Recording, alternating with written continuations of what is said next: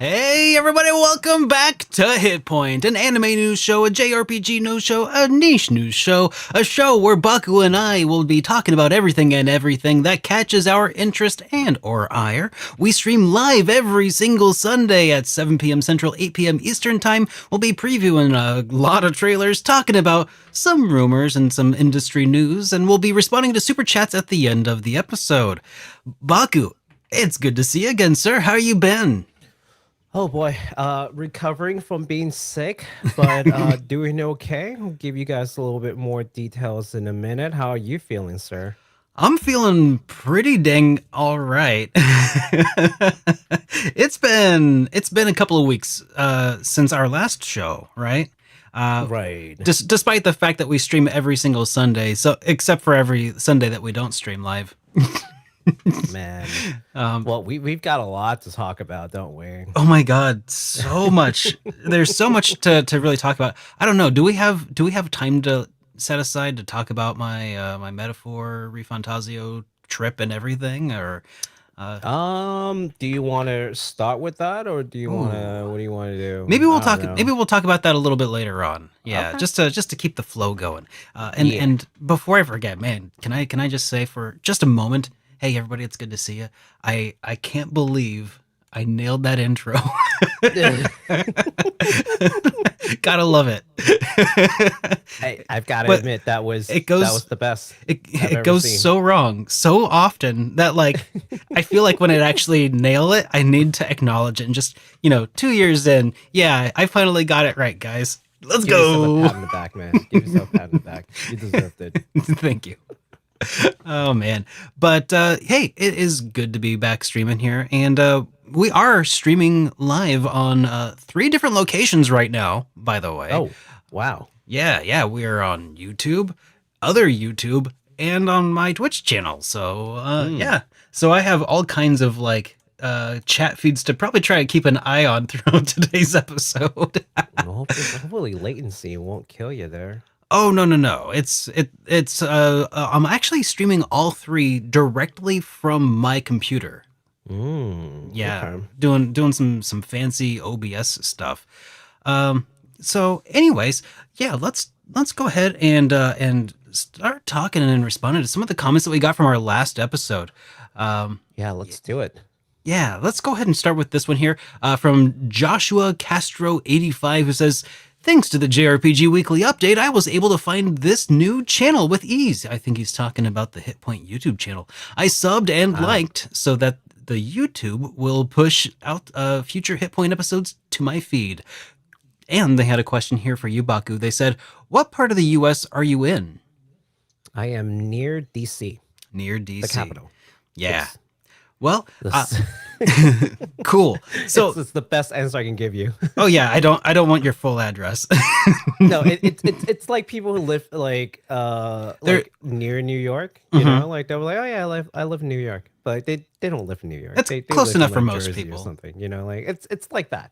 Yeah, exactly. I get that. Also, I did, sort of pick out that comment just to kind of nudge people and remind you all that the new HitPoint YouTube channel is it's its own thing right now. And if you want to continue to always see notifications and watch us live, we will eventually be moving over there once it has been more established. And if you want to help us get that more established, yeah, it'd be really helpful to go get subscribed over on that side of things and watch the back episodes over there for a bit. Just throwing that out there. Yeah, drop us a follow there. You know, like, help us out. Help us out. Next up, here, I actually, there's another question here. I may as well read it because I'm yammering on it. Sure, I'm on a roll. You're on a roll. Like go for it, Derek. From Stone Noir, they say, not sure we'll ever see more than the Pixel remasters for Final Fantasy. I imagine Dragon Quest 1 through 3 is getting that treatment based on the success of Dragon Quest 11, and people are captured by the lore. I'd love to see more of the mana treatment. I wonder if they're talking about like the Trials of Mana, Visions of Mana treatment. The more of the mana treatment, but Square is being so careful in which games to do. Like, Chrono Trigger is too much of a darling to go anywhere near that, is what they say right now. Yeah. I Um, that's a good question. I think what they mean is, well, yeah, I mean, what they're really talking about is HD2D. hmm They haven't Yeah. spelled it out, but Yeah, I in the think that's what context they're of the really. conversation from Yeah, last time, yeah, it yeah, was that makes very sense. much in response to a question about if we'd ever get Final Fantasy HD 2D. So my personal belief is that nothing's too sacred when it comes to creative works. Nothing Once should every be. Nothing well, should be. once Yeah. something becomes like sacrilege and you can't touch it with a 9 foot pole, then that's it. That's the end of life. You Yeah. can't do anything with it. That's it. It's like this thing is perfect in every conceivable way, which I find hard to believe for anything other than you filled out the missing pieces with nostalgia. Fine, but that's my personal opinion. Is nothing's too sacred. Like, just try doing something with it, and if it doesn't work out, then say it doesn't work out and just admit that it didn't work out, right? And we'll Yeah. figure out why it didn't work out. You But know, to not even attempt because it it's too sacred is silly. yeah. It is also I think that the reason they haven't attempted with that was at least for a long time because of its Hmm. ties to Nobuo Yeah. Uematsu and Hmm. the sort of spiteful way that Square Enix's previous president had treated Yeah. Uematsu with. So I think that must have been part of it, at least, why they wouldn't touch Chrono Trigger before. I don't Yeah. know if that holds true today. A lot of old guards, we've talked about it so many times in the show, but a lot of old guards have left or retired or something. I mean, they're around that age, like 60, 70, where they would have worked and slighted Sakaguchi. There's a new, more youthful, more forward-looking group in charge now. And I think Yeah, the last straw was the previous president leaving. That was like the the signal last, for yeah, the signal of change in. change. Right. So sometimes people say like, "Oh, can you believe Square Enix?" And I would say I could now because the leadership's changing. Hmm You've got to factor that in. This leadership has been in place since maybe in like the last like 20 years, like since the early 2000s. So Yeah, now it's like a new wave of people who are taking leadership positions in Square Enix. Change doesn't happen overnight. There's company culture, right? So you will see relapses, but for the most part, the things that they're doing right now, I reserve my judgment until I see yeah, a little bit more. definitely. Yeah. Like, for a long time, I felt that same way about like kind of Konami and the Hmm. Suikoden series. Yeah. Um, you know, at this point though, like I don't for a long time I felt like Suikoden is too sacred for Konami to touch again. And now the HD 2D remakes are still in progress, and I'm finding myself with like a little bit of faith. And I'm just I guess they're not HD 2D though, are they? Yeah. They're slightly different. Just So enhanced. you're talking about Suikoden 1 and 2? Yeah, yeah, Yeah. yeah. Hmm. So I don't I mean, know. Are Eiyuden they? Chronicles showed us the possibility is what it is. Mm-hmm. Like, he's like, okay, well, this is this not Suikoden, Yeah, yeah. Nudge, nudge, but wink, look at how wink. pretty it is. Like you're gonna tell me that you don't want this, right? And I think maybe some people really don't want this, but I think that if we keep having to beat around the bushes all the time, it's just stifling the innovation aspect of things. And Yeah, evidently, Eiyuden Chronicles is a beautiful piece of work that a lot of people are enjoying, which we will actually touch on in a little bit during the show because we've yeah. got some news for you all In on in that just a front. moment, in fact. Yeah, in just a moment. Right after I just point out real quick and shill for the voicemail number, which which you can leave us a call and we'll play it on the air and respond. Give us a You can call. you can call us seven eight Call five us. 337 3805. Pick up the Yeah. phone. Call now. Operators are standing by. Not really. Or if you don't want to call because you're an international viewer, you can send us a voicemail, right? You can I was going to send say, us a recording. or because it's 2024 and Yeah, nobody because it's uses the phone 2020. anymore. Imagine that. Imagine just being able to send us like a recording of yourself, and Speaking of, what's the email to that, Mr. Derek? HitPoint at superderekrpgs.com. But That's check right. this out. Check this out. I got a new I got I got a new phone. What is that? It's a flip phone. Yeah, check that. Check it. It's awesome. I got myself a flip phone. I know, way off topic. But speaking of participating in society 20 years ago, I got a flip phone. Mostly to kind of cut me off of my doom scrolling habit.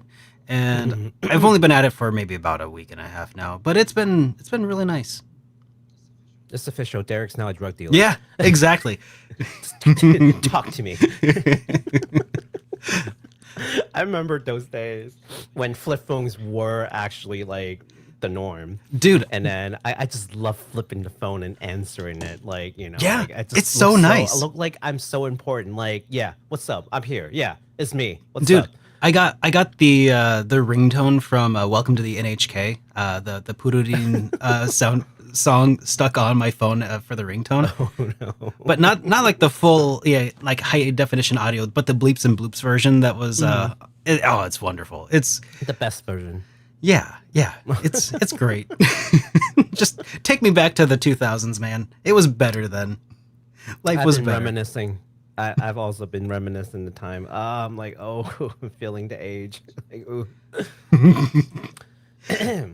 But you know what? That's a bit of a side tangent. Maybe we'll talk about that experiment a little bit later on. Oh, by the way, I did get a Keitai phone the other day. It's You being got shipped in what? from Japan. A Japanese flip phone. Oh, why? Cause they're so much cooler than this one. But anyways, It's true, but yeah, yeah. So anyways, yeah. Let's go ahead and shift gears here for a minute, and let's talk about some of this Eiyuden Chronicle news. okay. You want to go there first before you talk about like what happened with you and all that? Oh yeah, yeah, yeah. Okay, hang on, hang on. Which Let's one do you want to do? Like flip yeah. a coin. Here. Let's do what does this work if I go to Suppose yeah we go discussion into news. topic. We go into news. Yeah. All right. Good point. Good point. So yeah, I wanted to talk a little bit about my trip going to NYC. At this point, it's been almost 3 weeks, a bit over 3 weeks at this point, and dude, I've been wanting to talk about this ever since I went on that trip. There just hasn't been a good opportunity because it's been under NDA, and then we skipped last week, and then just time gets away. But I wanted to talk about my trip. I don't get to tell anybody about this, dude. So like at the beginning of August, I get reached out to by a representative for Atlas, and they're like, would you like to come to New York City, all expenses paid, to play Metaphor ReFantazio a little bit early, and you're under no obligation to make a video, but if you are so inclined, you may do so after a certain embargo date. I'm like, excuse me? A baking powder? Yes, please. Like, let's go. Yeah, How dude. could I refuse? I mean, oh man. So, and here's the thing: I hate travel. I'm a homebody. I hate leaving the house for extended periods of time. Like, a couple of days is like, I really I want to be back in my cave. Look at this. How can I leave this? This is cool. This is my lifeblood. Yeah, but anyways, so I'm like, yeah, let's do it. They're like, okay, well, you can record some gameplay. You might need to bring your own capture card. You might need to bring a camera. So I did. And I don't have a capture card that I can just bring with me. So I order a nice Elgato 4KX, just to get some nice 4K footage of it. Get my laptop and my bag all put together. I order special equipment. I got like this really cool camera harness that I think looks like It's like leather and it looks like a pauldron and like it looks like something a fantasy art character would wear. It's so cool. Mm. I was like, dude, this is perfect. The stars are aligning. So anyways, long story short, I go into like this rabbit hole of just like getting prepped to go on this trip for like 2 weeks. I almost stopped doing anything else except just being like so hyper focused on this date. And then the day of it comes, I'm gonna be flying out like 6 in the morning. I get there, I get checked in, and the plane is delayed by 3 hours. But luckily, my connection in Chicago was also delayed by an additional 3 hours. So when I actually land in New York City, I'm supposed to get there at 1 a.m. I was like, all right, get there at 1 a.m. I'm going to, eat a slice of New York pie. It's going to be great. Gonna see if I can meet up with anybody who's in the area. And I get there and it's actually, by the time the plane lands, it is 7 o'clock Oh, in the PM or evening. AM? PM because Oh, of all of the wow. delays. I have no patience left in me after like because I it was like 6 a.m. to 7 p.m. just a Hmm. whole day of just waiting and Wow. and being in like really uncomfortable airplanes. Both of them had random technical difficulties. Like one of them Ooh, didn't have an air conditioner. the other but the you other survived. didn't have USB power. Anyways, I don't want to complain about this trip, but and then that first day was rough. So I just when I get there, I checked in to the hotel about an hour later after my taxi dropped me off. I check in right behind Dreamcast guy, which is quite a surprise. We've met a time or two. He's another YouTuber. He does more general stuff, but Hmm. he's much larger channel than me. But we've met a time or two before. But he checks in, and then I check in behind him, and then I'm like, oh wow, if he's like the first person I bump into, there must be like all kinds of YouTubers here that I don't know about, right? So that kind of like that was my first getting in there. I'm like, all right, this is gonna be awesome, and I was gonna just go get room service or something because I was tired, but they didn't have room service, so I went up to the Oh bar. no. So I went up to the bar. No, it was fine. It worked out in the end because I went up to the bar on the floor of the top floor. They had like a big open balcony, uh, and there was like this whole big group of people there that I didn't recognize.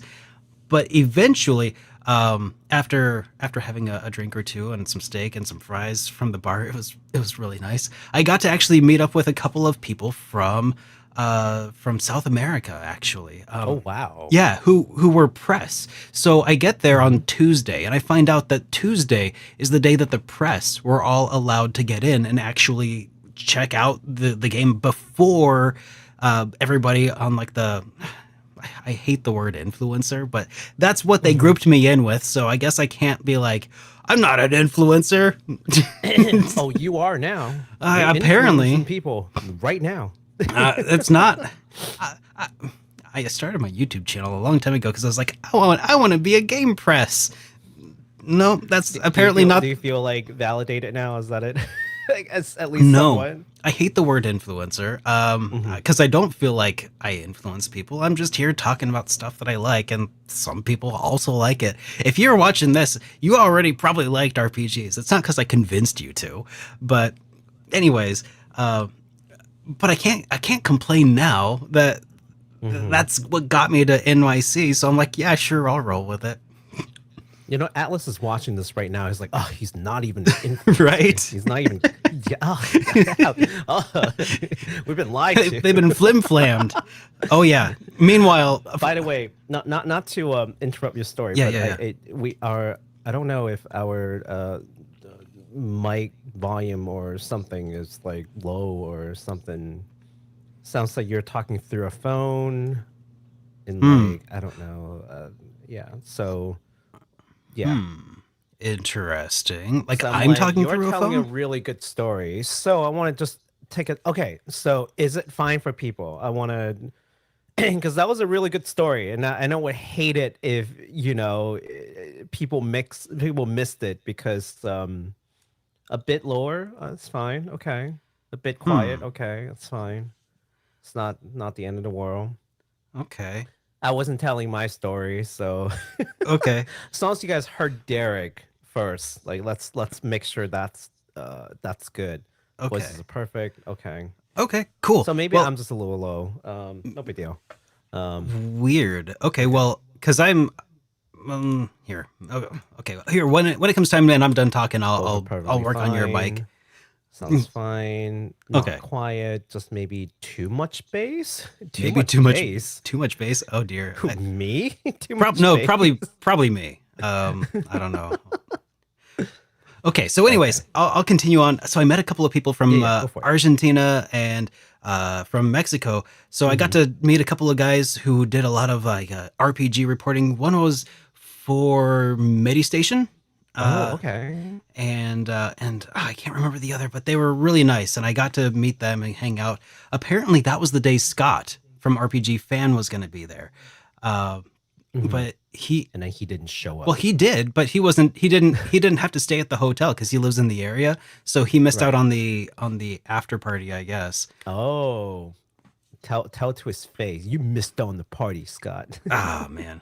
Well, I think I did mention that to him, but he's okay with that because I think Yeah. it was his situation was weird and like very last minute. Hmm. Um. So anyway, Scott's like, whatever. I'm invited to these parties every week. It's fine. okay. You So guys don't know this. I mean, words on the street is that Scott parties like this every week. oh So yeah, yeah, huge party guy. huge party guy. I don't know He anything doesn't about miss Scott. this at all. He's not here to defend himself. So I finally, after a few drinks, I'm able to relax. I go up to bed. Cannot sleep worth a damn because I'm afraid that I'm gonna wake up and like sleep through the event because it's in the morning and Hmm. I'm in like an earlier time zone. So, oh, by the way, meanwhile my phone is dying because there was no USB power on the plane, and like for whatever reason, this was my old phone. For whatever reason, like it just has this really terrible like USB-C connection. So like every time I Hmm. plug it in, like there's like a 30% chance that it just will randomly not charge for some reason. Ooh. Luckily, I woke up at like 4 a.m. because I couldn't be comfortable, and I checked my phone and it was completely dead. So I was able to reconnect it. Ooh. I know, because that was my alarm clock. But I woke up You at 4 a.m. almost. I know. Part of I think time traveler Derek from the future like woke up and he's like he came back in time to wake me up to make sure that I like fixed my phone. Something like that. It was anyways, it's a close call. But anyways, the next day I find out that when we're all gathering up, it was me as far as YouTubers Hmm. go, Dreamcast Hmm. guy and Lady Pelvic. Those were the three that I actually knew. They knew a Hmm. few other people, but I didn't. Did you pass out like business card and stuff? Did you go around? I No, was you didn't. going to. I wanted. Oh man, hang on. I got some so cool business cards. And you didn't. Okay, no, I need to hear about this. See, I got some really awesome business cards that I wanted to pass out to people, Hmm. especially to oh yeah. Okay. Yeah. It's got some like edge thickness Got to it. some. Okay.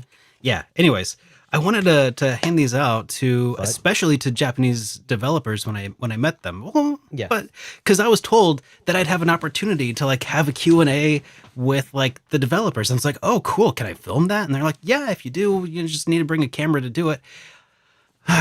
Anyways, so those were the two YouTubers, including myself, that I knew of. They knew of a Hmm. few others, and I got to meet a few. Oh wait, when we got there, I recognized David Cast, Okay. who does a lot of like Atlas Persona content on his channel, a lot of news, and I did eventually recognize more people, but it was mostly Lady Pelvic, Dreamcast, and I that just ended up hanging out a lot throughout the rest of the rest of that day, essentially.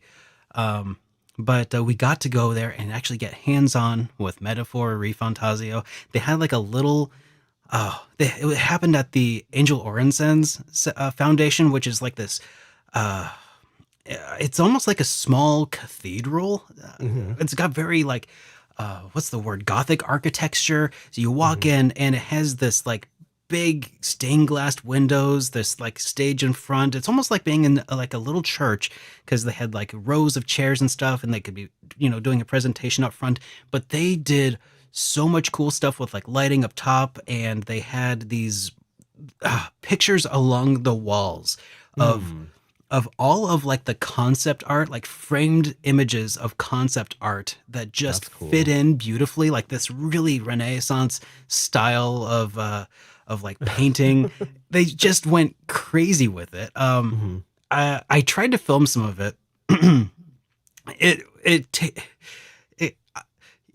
when I film things, I have my camera on a tripod in front of Hmm. me, and I Hmm. don't have to. I set it and I forget it. I sit in front of it, I'm good. But then when you make me hold the camera, it's like suddenly found footage of like, oh my god, what? It's like just shaky cam everywhere, unusable. Oh no, you needed a gimbal. I yeah Ah. yeah. I needed a gimbal and also probably some skill. It's That because you're was not a it vlogger. was You it need to was be a it was vlogger. definitely a skill issue. We'll say that. Yeah. Um, Travel vlogger. so Need some vlog gears. they showed us a brand new trailer for ReFantazio, and then Ooh. they talked to us for about 10-15 minutes, and then they're like, Mhm. okay, you have 3 hours to get your capture card set up, get your computer recording, and to play through as much of the game as you can. Go. And they Ready, go. it was Play. basically like that. Like everybody like ran. Everybody just like broke out and ran to like different, like they had little big armchairs. You could probably see it in my video talking about ReFantazio. Mhm. Big old like comfy armchair. But yeah, I had to hook up my capture card. I had my computer set aside.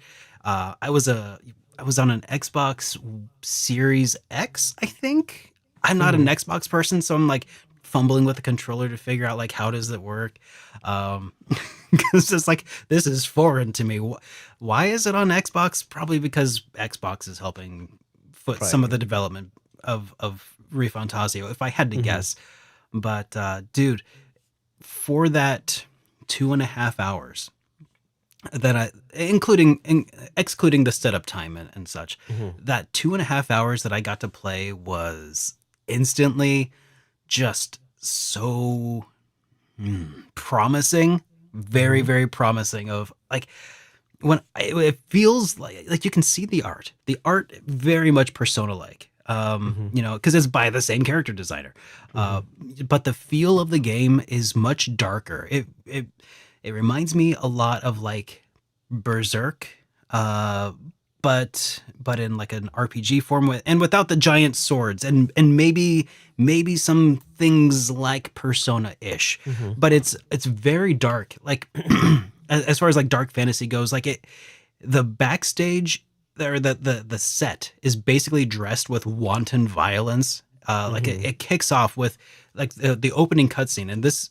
isn't a spoiler. It's the opening cutscene is a king who is basically on his deathbed, unable to Mhm. really move or do anything. He's effectively a disabled person who gets brutally stabbed through the gut on camera, bleeds out, and dies. Like and that's just part of it. But then, like the next scene, you're like walking into a town, and then you see a guy get lynched because of a racist mob, and you're like, what the? Like that happened, and then like a That scene, happened. That's a yeah, thing. and then a scene like a little later on, like you're attacked by bandits, and then like they all get eviscerated as well. Like it's like there's so much like wanton killing as like a backdrop just to the story. Like Persona has some like, yeah, some, there's abuse, there's death, there's themes of loss and stuff. Okay, cool. This is just like everybody dies all the time. Nice. so Nice. like so like it's not like, I don't know. Whereas I would say that like Persona is teen friendly ish. Like if like a 14-year-old wanted to play Persona, I'd be like, yeah, okay, yeah, sure, you could probably handle it.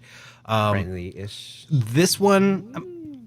This one though, I would say is like probably 17 plus. Like, Okay. yeah, it's probably I don't know.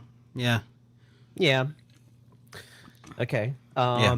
So Wow. Well, I'm glad you had a fantastic time. I yeah, mean, yeah. flew After it, out, had some per diem. You can mhm, have your little New York bit, slice. little bit. Yeah. It doesn't go as far when you're in NYC though. I'll tell you that much.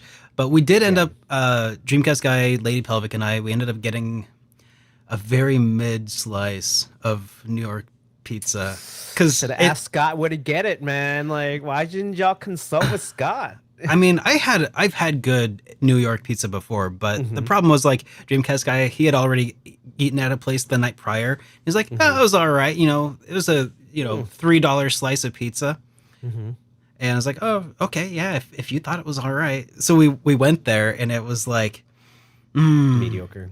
no, no, not mediocre. It was Or like, not even mediocre. yeah, no, because it wasn't even really thin crust pizza. It was like is also barely done. It's pizza by the slice from a Mm. bodega, but it was like not. I Oh, don't know. why would you go to a bodega for pizza? I mean, I don't You know, go to man. bodega for chopped cheeses. See, that's what I was. See, but I was tagging along with Dreamcast guy at that point, along with Lady Pelvic. But then after Curse that, we you, Dreamcast guy! curses. Stick to Dreamcast. But we Don't did. recommend food. I'm kidding. But we did go get blue ribbon sushi though, which Oh, okay. was really good. Okay. So yeah, so in the end, it was a lot of fun. But Okay. but man, blame the travel Dreamcast sucks. guy. Yeah, Everyone blame the Dreamcast guy. I should have got a bagel while I was there, but I didn't. You're not missing anything. I'm sorry. Like any New Yorkers in this chat right now, I'm sorry. Bagel, it's whatever. Okay, it's not that. It's not that great. It's fine. It's fine. No, there are better things in New York. I mean, It's sure, fine. sure, but I Yeah, mean, they're so proud of it. but I'm like, real it's New York City fine. pizza. If you're ever in the opportunity to like go down to like Harlem to Patsy's, dude, that place, that was like that was like a core memory of mine. When I was in NYC before on a much different work trip. Yeah, it's like go to Brooklyn and get some good eats in Brooklyn. I've heard There's that before. a lot of good eats in Brooklyn. But yeah, we also kind of didn't leave that little square because Oh, Ubering true. anywhere was crazy expensive. Expensive. Oh, I would know. Yeah. I would know. I can. Well, when you're doing your story, I'll tell you what happened with me in New York because I also Go went for to it. New York. Go for it because that was pretty much the end of the interesting parts of the story. So when did you go to New York? Let's paint a timeline for people. When did you go to New York? Let me look at a calendar. It was on Tuesday. The 13th or something? No, 20th. Yeah, the 13 and 14, and I was 13, returning home 14, on the 14. 15. Yeah. Okay, so Derek went to New York on the 13th. He didn't tell me what it was about, but he did tell me he was going to New York, and I was like, "Oh, you're going to New York? I'm also going to New York," because obviously we talk about our schedules so that we can see if we can do like HitPoint and stuff. Yeah. But I was going to New York on the weekend on 24th, 25th. So basically last weekend. I was Oh, in on New my York. on our my birthday. Yeah, on your birthday. I was gonna say our birthday. No, you're a little bit of like a month ahead of me, Just a little bit. old I man. mean, you should have just gone to New York again for your birthday. I should Come have. back and this time actually travel around. I Well, went to New York. I'll do it on your dime. On my dime. Yeah. If we can For my birthday. if we can get a hit point to a point where we can afford trips, we should Oh. just pay you to fly out to New York. Hey, everybody, be sure to like, comment, and Hey. subscribe. By the way, all the super chats, yeah, we'll get to those towards the end of the show. If you have got burning questions that you just have to get an answer from us, please put it in the super chat. We'll get to it towards the end. And there has already been like one or two super chats, so we'll get to those later. So I went to New York. I went to Anime NYC, which happened last weekend, and I had turned my gain up. People still can't hear me Oh, apparently. yeah, here, I'll fix it. I'll work on that. Yeah, so I went to Anime NYC. It's like my fourth year going to Anime NYC. I think I really messed myself up by being barely I barely made it to the bus Hmm. because I didn't get flown out to New York like fancy schmancy Mr. Derek there to pay for my own bus ticket, and I also live significantly closer to New York I would, compared to Derek. Yeah, honestly, I would prefer to take a a bus. bus Yeah. because you don't have to do the whole like check in and stuff, right? Yeah. TSA ruins flight. Yeah, TSA ruins everything. Yeah. Yeah, but you know what? I was thankful that the bus waited for me because I was like a minute late, and I had to do this like walk of shame up the bus and through the alley, and everyone's just like, "Oh, you're the a-hole that kept us waiting for exactly 60 seconds longer." Ah, for shame. I had to sit next to the bathroom because that's what happens when you're the last person on the bus. There's this like Hmm. on the bus toilet, right, bathroom situation, and just it's just like every couple of seconds you will be able to smell like the septic tank. You can't smell anything else, but you do smell that like slight porta potty kind of like The smell just chemically. comes through the door every now and then. Every now and then, Hmm. just when you're about to fall asleep, you get that whiff, and you're just like, "Oh, what is that?" Anyways, it was a terrible way to start the morning. But also, yeah, but I got there just fine, and I had 3 nights of concerts that I was going to, and Yeah. for whatever reason, I thought I can survive 3 nights of concerts. Oh, I couldn't. oh no. Oh no.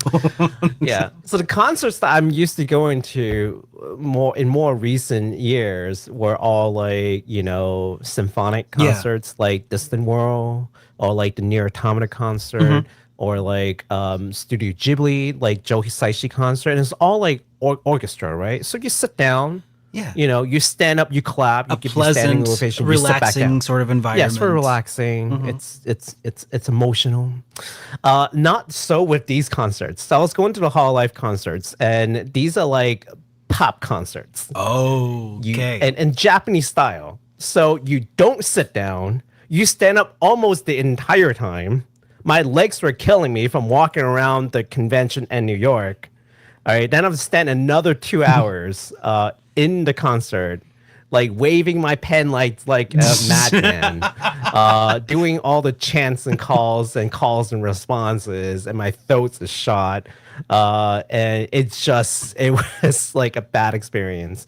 Tell And me, then did you use them like poi, like swinging around and stuff like nunchucks, or was it just no, like no, no, because okay, I mean, you just hit people right next to you if you did that. okay, I mean that's like the Wolfgate thing where like people do like very like outlandish move, but like people don't typically do that like in the concert like seat okay, area, good, like they do it in like the more open area. But there okay. wasn't any for this convention, anyhow. But yeah, just it was all right. But man, this that was Friday night. Saturday night, I went out drinking, and then Sunday morning I almost missed the panel because I thought it was 1:45, but it turned out to be 12:45. Oh So I snap! saw that message at 12:35, and I just like ran over to the convention again. Yeah, more running, and my like leg basically gave out at some point,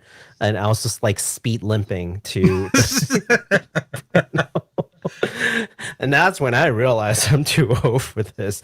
And at that point, there was still one more night of concert to go.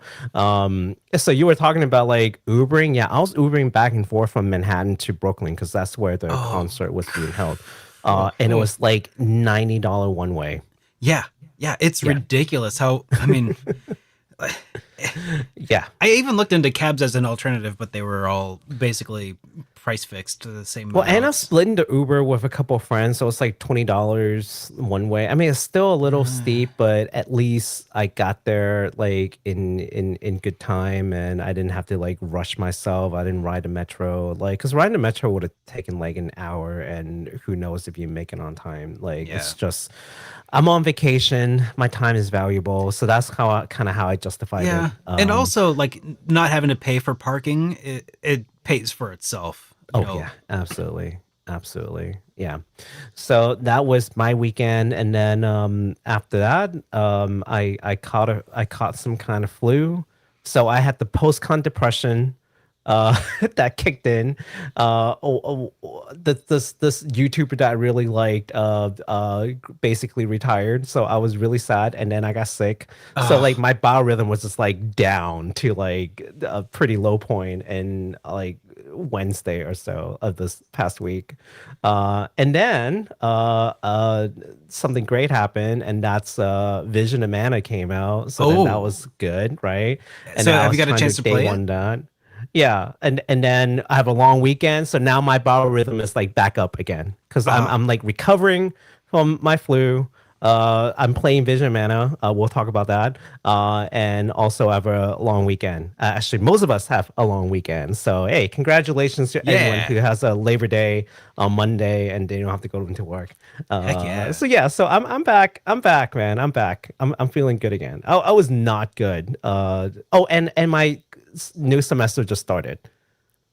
So yeah, so flu, post-con depression, someone that I really like retired. I was sick, and I started school. Sounds like a It's just big like week. everything's just like weighing me down. It's like, yeah. Wednesday was terrible. The day that you were doing the Oh, metaphor thing yeah, with with Scott. Scott, that was Hmm. like the worst day. I was just in bed, rolled up, like I was in class, but I just turned on the thing and I'm just like listening and dying and coughing and sneezing, all rolled up. It was like not a good experience. Yeah, you But did tell me about that. That's right. You yeah. did tell me about that. So yeah, so that's what happened to us. We had a very different experience from New York. Similar, but different in other ways. Well, I'm Equally glad you didn't uplifting get and soul sick. crushing. That's the most important thing is you didn't get sick from it. I don't even know how. I mean, I guess I tried really hard not to be around too many people, but I mean, I'm still whatever. coughing. Like that's how you know. Dude, oh God, in one of the weeks leading up to my trip out to NYC, I actually got a pretty bad head cold and I was like all Oh congested and stuff. no. It was after I had accepted the invitation out, but then it Mhm. was before the actual trip, and I was like, I have to like speed run this cold. I need to get it done. I cannot have sinus issues on the plane Oh because never no. again. It Hmm. cleared up, so it turned out to be not a bunch of whole lot of nothing. So, all right, guys, I All think right. I think it's time for us to finally start talking about some of the news that we've been teasing all throughout. Oh my God, has it been 45 minutes? Okay, yeah. Okay, without any further ado, We had to catch up, we have to catch up with our audience. They have to hear every bits of our personal lives. all right, We're game influencers. delays. Let's kick it off here with this Eiyuden Chronicle news, because unfortunately the Marissa DLC has been delayed beyond August of 2024. Hmm. I mean, it's now September and it's not out, so you Yeah. probably might have figured that out for yourself. But they did say in a backer newsletter regarding the topic, they said that they would like to inform everyone regarding the distribution of upcoming DLC due to the time needed to issue digital codes and send them out to backers free of charge. So the Marissa DLC will be delayed beyond August. We appreciate your patience and will announce a new release date soon.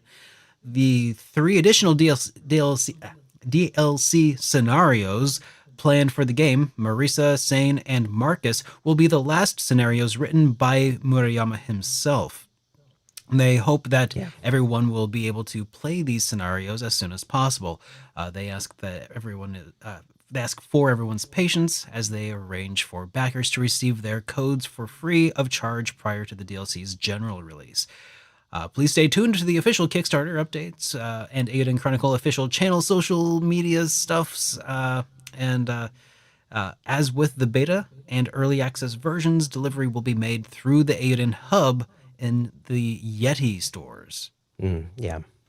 So, So, a couple of things I think to note from that whole thing is, of course, number one, the delay itself. There are 3 planned DLC, but I thought it was interesting that they had written that, hey, these 3 additional DLC planned for the game will be the last scenarios written by Murayama himself. And I'm mhm. like, so do you mean there are new scenarios in the pipeline that aren't written by it Murayama? Is that it why you had does to like specify that? it Like, does seem to imply that. hmm, yes. But they've only I think they've only talked about these 3, so I'm very curious as to what they are planning to do.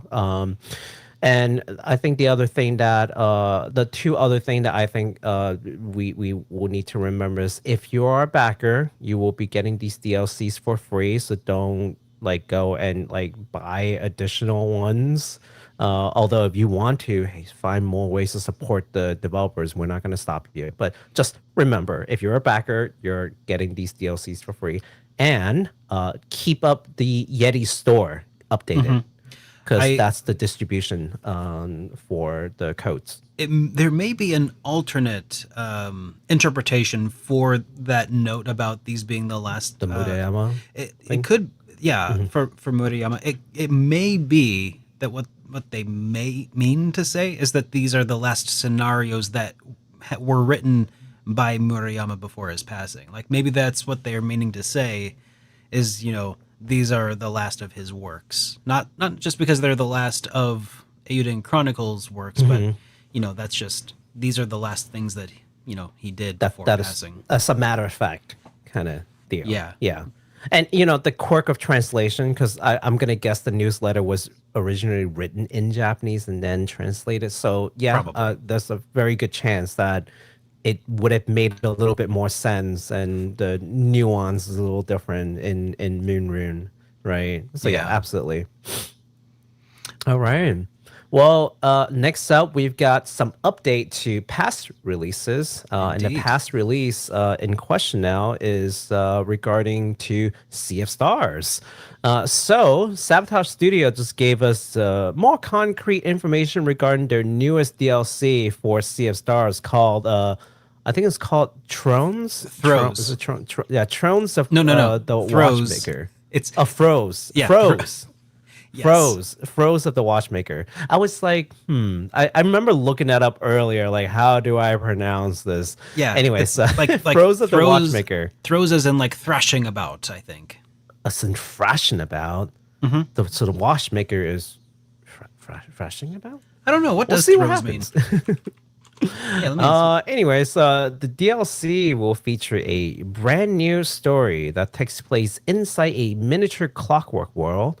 There will be new playable classes for the main characters, a new playable character named Artie, and the local 3 players co-op mode that they had teased about previously. Hmm. They said they're gonna get it to work. They said they're trying to get the local 3 players co-op to work. I thought for some time I thought it was gonna be like a standalone thing. Like, oh yeah, you're gonna just give the game like local co-op, right? Yeah. And then they're like, no, actually, we're gonna bundle that in with this whole DLC thing that will give you more information about. And the more I learn about the DLC, it seems like it's a more expansive thing. Why don't we take a look at the trailer? Dude, the That'll give trailer us an looks idea what this is. yeah, the trailer looks sick. Yeah. Here, let's pull this up. Here it is.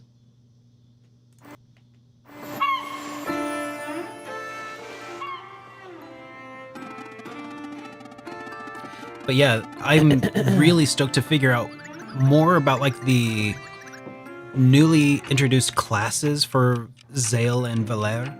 Um, like Zale is going to be like a juggler or something. Hmm. Oh yeah, there's going to be like evil clones. Oh, it looks so cool. It looks really good. I mean, Sea of Stars always looks really good, dude. That's the thing.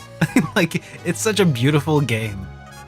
Like, Some kind of like circus thing. Yeah. So it seems like Pharaoh it takes place. Queen. It takes place within some sort of clockwork world, right? Mhm. So it's like a clockwork Like a nightmare circus or circus. something. Yeah. The puppeteer. And she looks like an evil clone of the Watchmaker from the game, if you've ever Look, it's played. Artie. Yeah, that's Artie So the isn't Artificer. is that like Robo? Is Yeah. that what? Yeah, he's Robo. Oh? He's Frog Robo. Oh. I know. I'm down with Artie already. I know. He looks like such a cool robot. Was that a train? Are we gonna suplex the train? Is Oh, that it? we've got it. Are we? I hope so. tell us we can suplex the train. I like how that's the first thing that came to both of our minds. It's like we've been training all our lives for the suplex. Yeah, for the suplex. Yeah. Oh, that's what that new class, is gonna allow them to do. Is suplex You don't know? Maybe. I forgot what the class was that Valère was going to unlock in this new area, but it's going to essentially ensure that they play very differently. And I wonder if that's going to address one of the criticisms that a lot of people had for the base game. Is like, they're such, I don't know. A lot of people say that the characters Zale and Valère were too bland. Yeah. Generic. Yeah. And I wonder if this is going to fix that. Okay. I'm curious. We'll I see. look forward to it. I want to see if like the new class is only playable in the expansion, or like is it going to be like, oh, here you can use these classes through the main game, but also in the expansion. That's the other big question. Curious. I hope so. That would be really neat. That would be neat. I think. Gosh, does this take place after the base game, or does it say? I don't know. Maybe they have said it somewhere, but I haven't read it, so I haven't seen it. So Well- hey, if anyone knows, let us know about it. Anyways, what's really cool is that this DLC is free. I know. Like that's a lot of work. That's the kicker. You can see that there was a lot of work put into this, and they're just like, yeah, you can have it. That's the kicker. Like for anyone who's like, not happy about having to pay for DLCs, well, if you're gonna complain about paying for free, then something's wrong, man. Yeah. Something's up. I mean, it would have been cool if free. it could have been on the cartridge, but nothing is. Yeah, that's the unfortunate part. But it's like coming in spring 2025. So like 6 months. That's not a long wait. I think that's very reasonable. Definitely. Yeah. Well, props to Sabotage Studio for giving us this like free expansion to the game. It's truly an expansion. It's not even just like a little update. It's this whole new story, whole new character, whole new classes. It's crazy. So pretty right. awesome. So let's shift a little bit of gears here again and start talking about, well, not necessarily upcoming releases for this week, because we did miss an episode last week. So let's go ahead and two episodes. So we're going to talk a little bit about Elrentaros Wanderings, which actually came out on the 16th of the month. I put out a video talking about my time with the game. I actually got an advanced copy of the game, but something kind of got in the way of putting it out, around the launch of it. So I ended up putting out the video a little bit later. Terrible, Derek, terrible. I was in New York, okay? Come on, give me some slack. But okay. that didn't stop me from putting out a video eventually. I think I have in total about 25 hours into the game so far. I'm forcing myself to pry away from it though, because here's the thing. It is a really fun game to play. I enjoy playing it, but I don't care about any of the characters or what's going on in the world. It is the weirdest thing. Like I've never played an RPG before where I'm like, yep, less talk, more fighty. Like I've never been like that. I've never been that guy. But I think that there's something about the kind of so it originally was called Rear Sekai in Japan, and that is kind of indicative of what it's about. It's kind of like a reverse inverse isekai. I think where this character who lives in a fantasy world gets kind of drawn into like I don't know, like a modern Japanese school setting every once in a Mm-hmm. while where there's some like visual novel stuff that takes place, and then if you mash A long enough you'll end up back in the meat of the game where you can play like in this fun like it's a neat little gameplay loop of go into a dungeon, kill a bunch of stuff, try to basically complete side missions by not taking any damage of this type in this run from this kind of character or something like that. And as you do that, you can unlock additional like weapons and items and characters that you can like interact with. It's neat, but I just don't care about any of the characters. So that's why in my video I'm like, this game would suck if it wasn't so dang fun to actually play. Like, Oh wow. I know Okay. that was the title. It's like Elrentaros Wanderings would suck if it wasn't so fun, because it's also a very budget title. Like the art, you can tell, like every single character in the game has two PNG files to them. Like there's the PNG that shows up when they're talking and they're in a static pose regardless of whatever's going on, and then they have the PNG file that's like this big that shows up on the map when you like run your character up and talk to them. Like that, the visual novel side of things, lame. But the actual like loop of going through the dungeons, finding new weapons, building up your character, and like there's no experience point system in it. It's entirely just based off of like your equipment. So like if you needed to do a low level run of a different dungeon or something, you would just equip worse equipment, and then you're suddenly level 16 because you have a level 16 sword and armor. It's weird. I like it. It's fun. Oh yeah, and all Okay. the abilities, like you get a ton of special abilities. There's no MP, but they're all on cooldown timers and they're all mapped to different face buttons. Like it's fun. I don't know why I like it so much though. It doesn't make sense, but it's fun. But for $40, what I don't think I would have recommended for 40. But if you can spot it like cheap or get a digital copy for like $15 sometime down the road, it would totally scratch like that kind of cat quest itch for a lot of y'all out there, I think.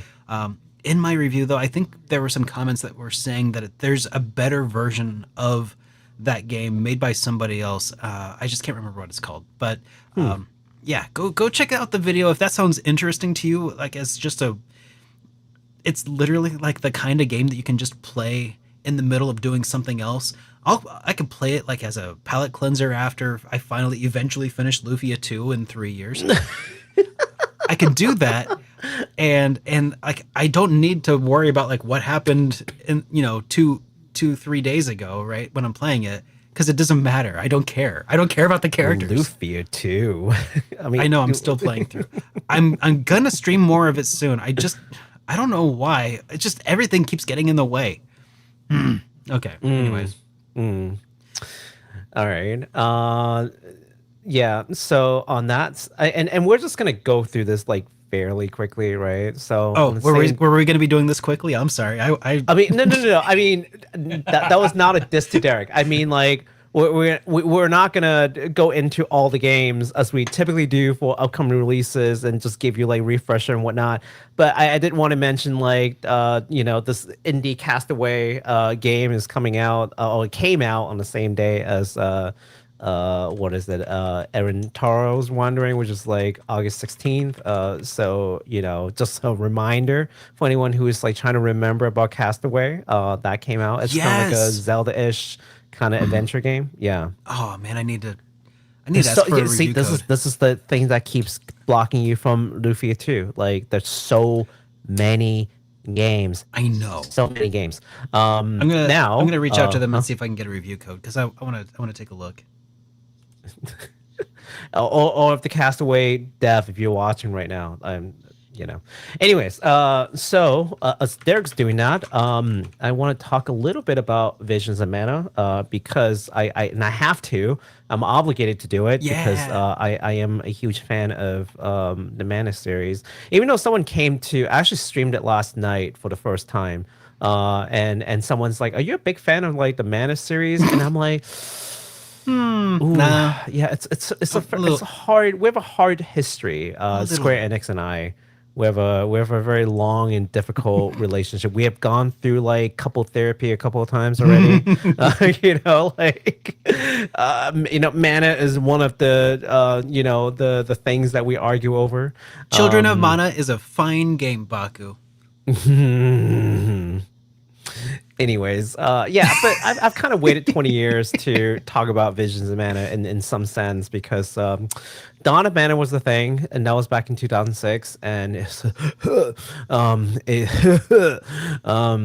was not good, in my humble opinion, and the opinion of many others, because like the score was like horrendous. But Visions of Mana is sort of like the comeback, it's the comeback kid.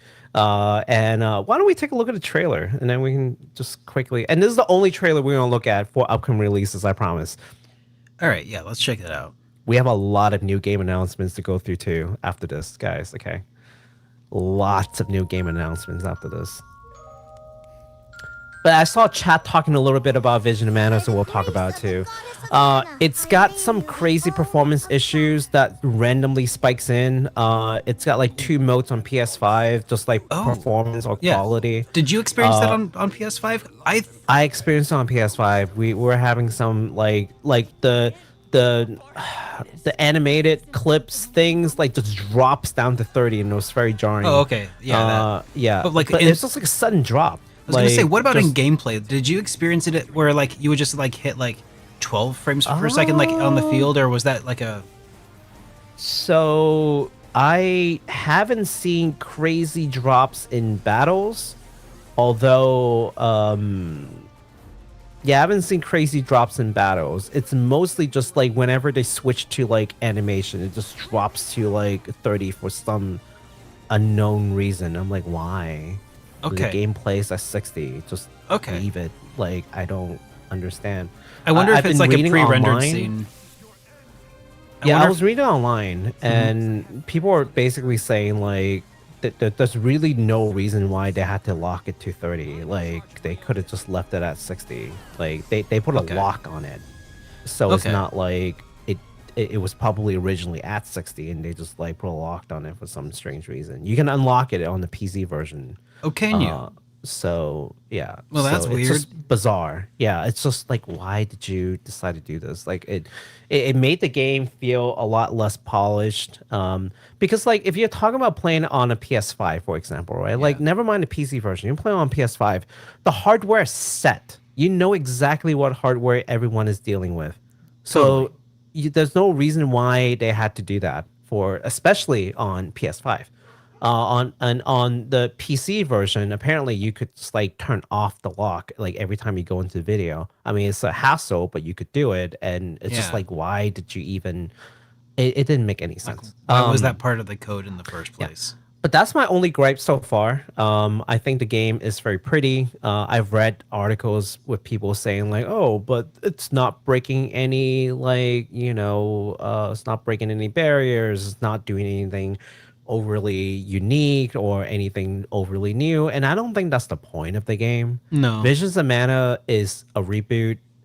Visions of Mana is collecting all the different bits and pieces of the Mana games in the past and putting it together and being like, okay, let's redefine what a Mana game is and what a Mana game should be moving forward. Like, in all intents and intents and purposes, it's a reboot. It's the platform. So if people are looking for like, oh well, it's not breaking any grounds. Well, it's not meant to break any grounds. Even the title, it's kind of like a retro look to it. Like, there's a reason for that. I think that's like by design. So kind of a return to the roots is, in order to see where you can expand to from there. Right. Creatively, I think like, that makes a lot of sense. It's got elements. Yeah, I mean, it's got like characters from like Legend of Mana. It's got like characters, well, not characters, but like races it's got elements from creatures. like Secret of Mana, Trials of Mana. It's got elements from all these different games. You've been like a long time Mana fan. You'll see little nods here and there, and but that's the whole point. Let's bring it all together. Let's have a solid foundation. let's see where we can go from there. And for that, I think it's done a pretty good job. And I'm only played it for one night. I do plan on playing it again after HitPoint whenever we finish. It's a long show today, boys and girls. Yeah. So whenever we do finish, I do plan on streaming over at my Twitch. More Visions of Mana because I couldn't stop thinking about it after playing it last night. So here it is. That's a I'm good sign. abusing executive privilege and going into extensive detail over it. But yeah, we're almost done with the upcoming releases. All right. Then we actually have a couple of upcoming releases. Well, kind of. So on the 6th... It's a single collection. Yeah, it's a single collection, but it's 2 games. Yeah. So it is on the 6th here in just a few days. Ace Attorney Investigations, Miles Edgeworth, and Ace Attorney Investigations 2, Prosecutor's Gambit. Yes, just a reminder for people that that's coming out. I know we've got a lot of like Ace Attorney fans. I never really got into the title, but Capcom is just doing it right. Releasing a lot of these games that otherwise you don't have a way of playing, and then just like throwing them on like modern consoles, throwing them on Steam, and fans are eating it up.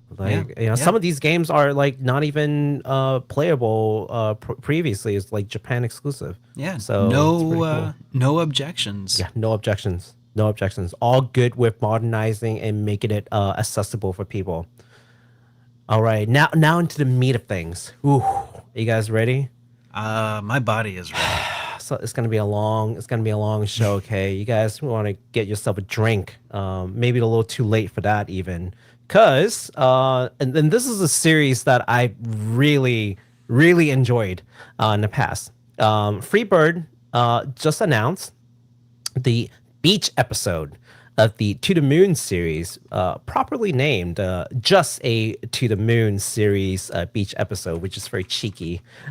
So, it's a very cheeky title. Now, I want to read you guys an interview with PC Gamer, Freebird Games founder, Kan Gao. He had this to say about just a To the Moon series beach episode.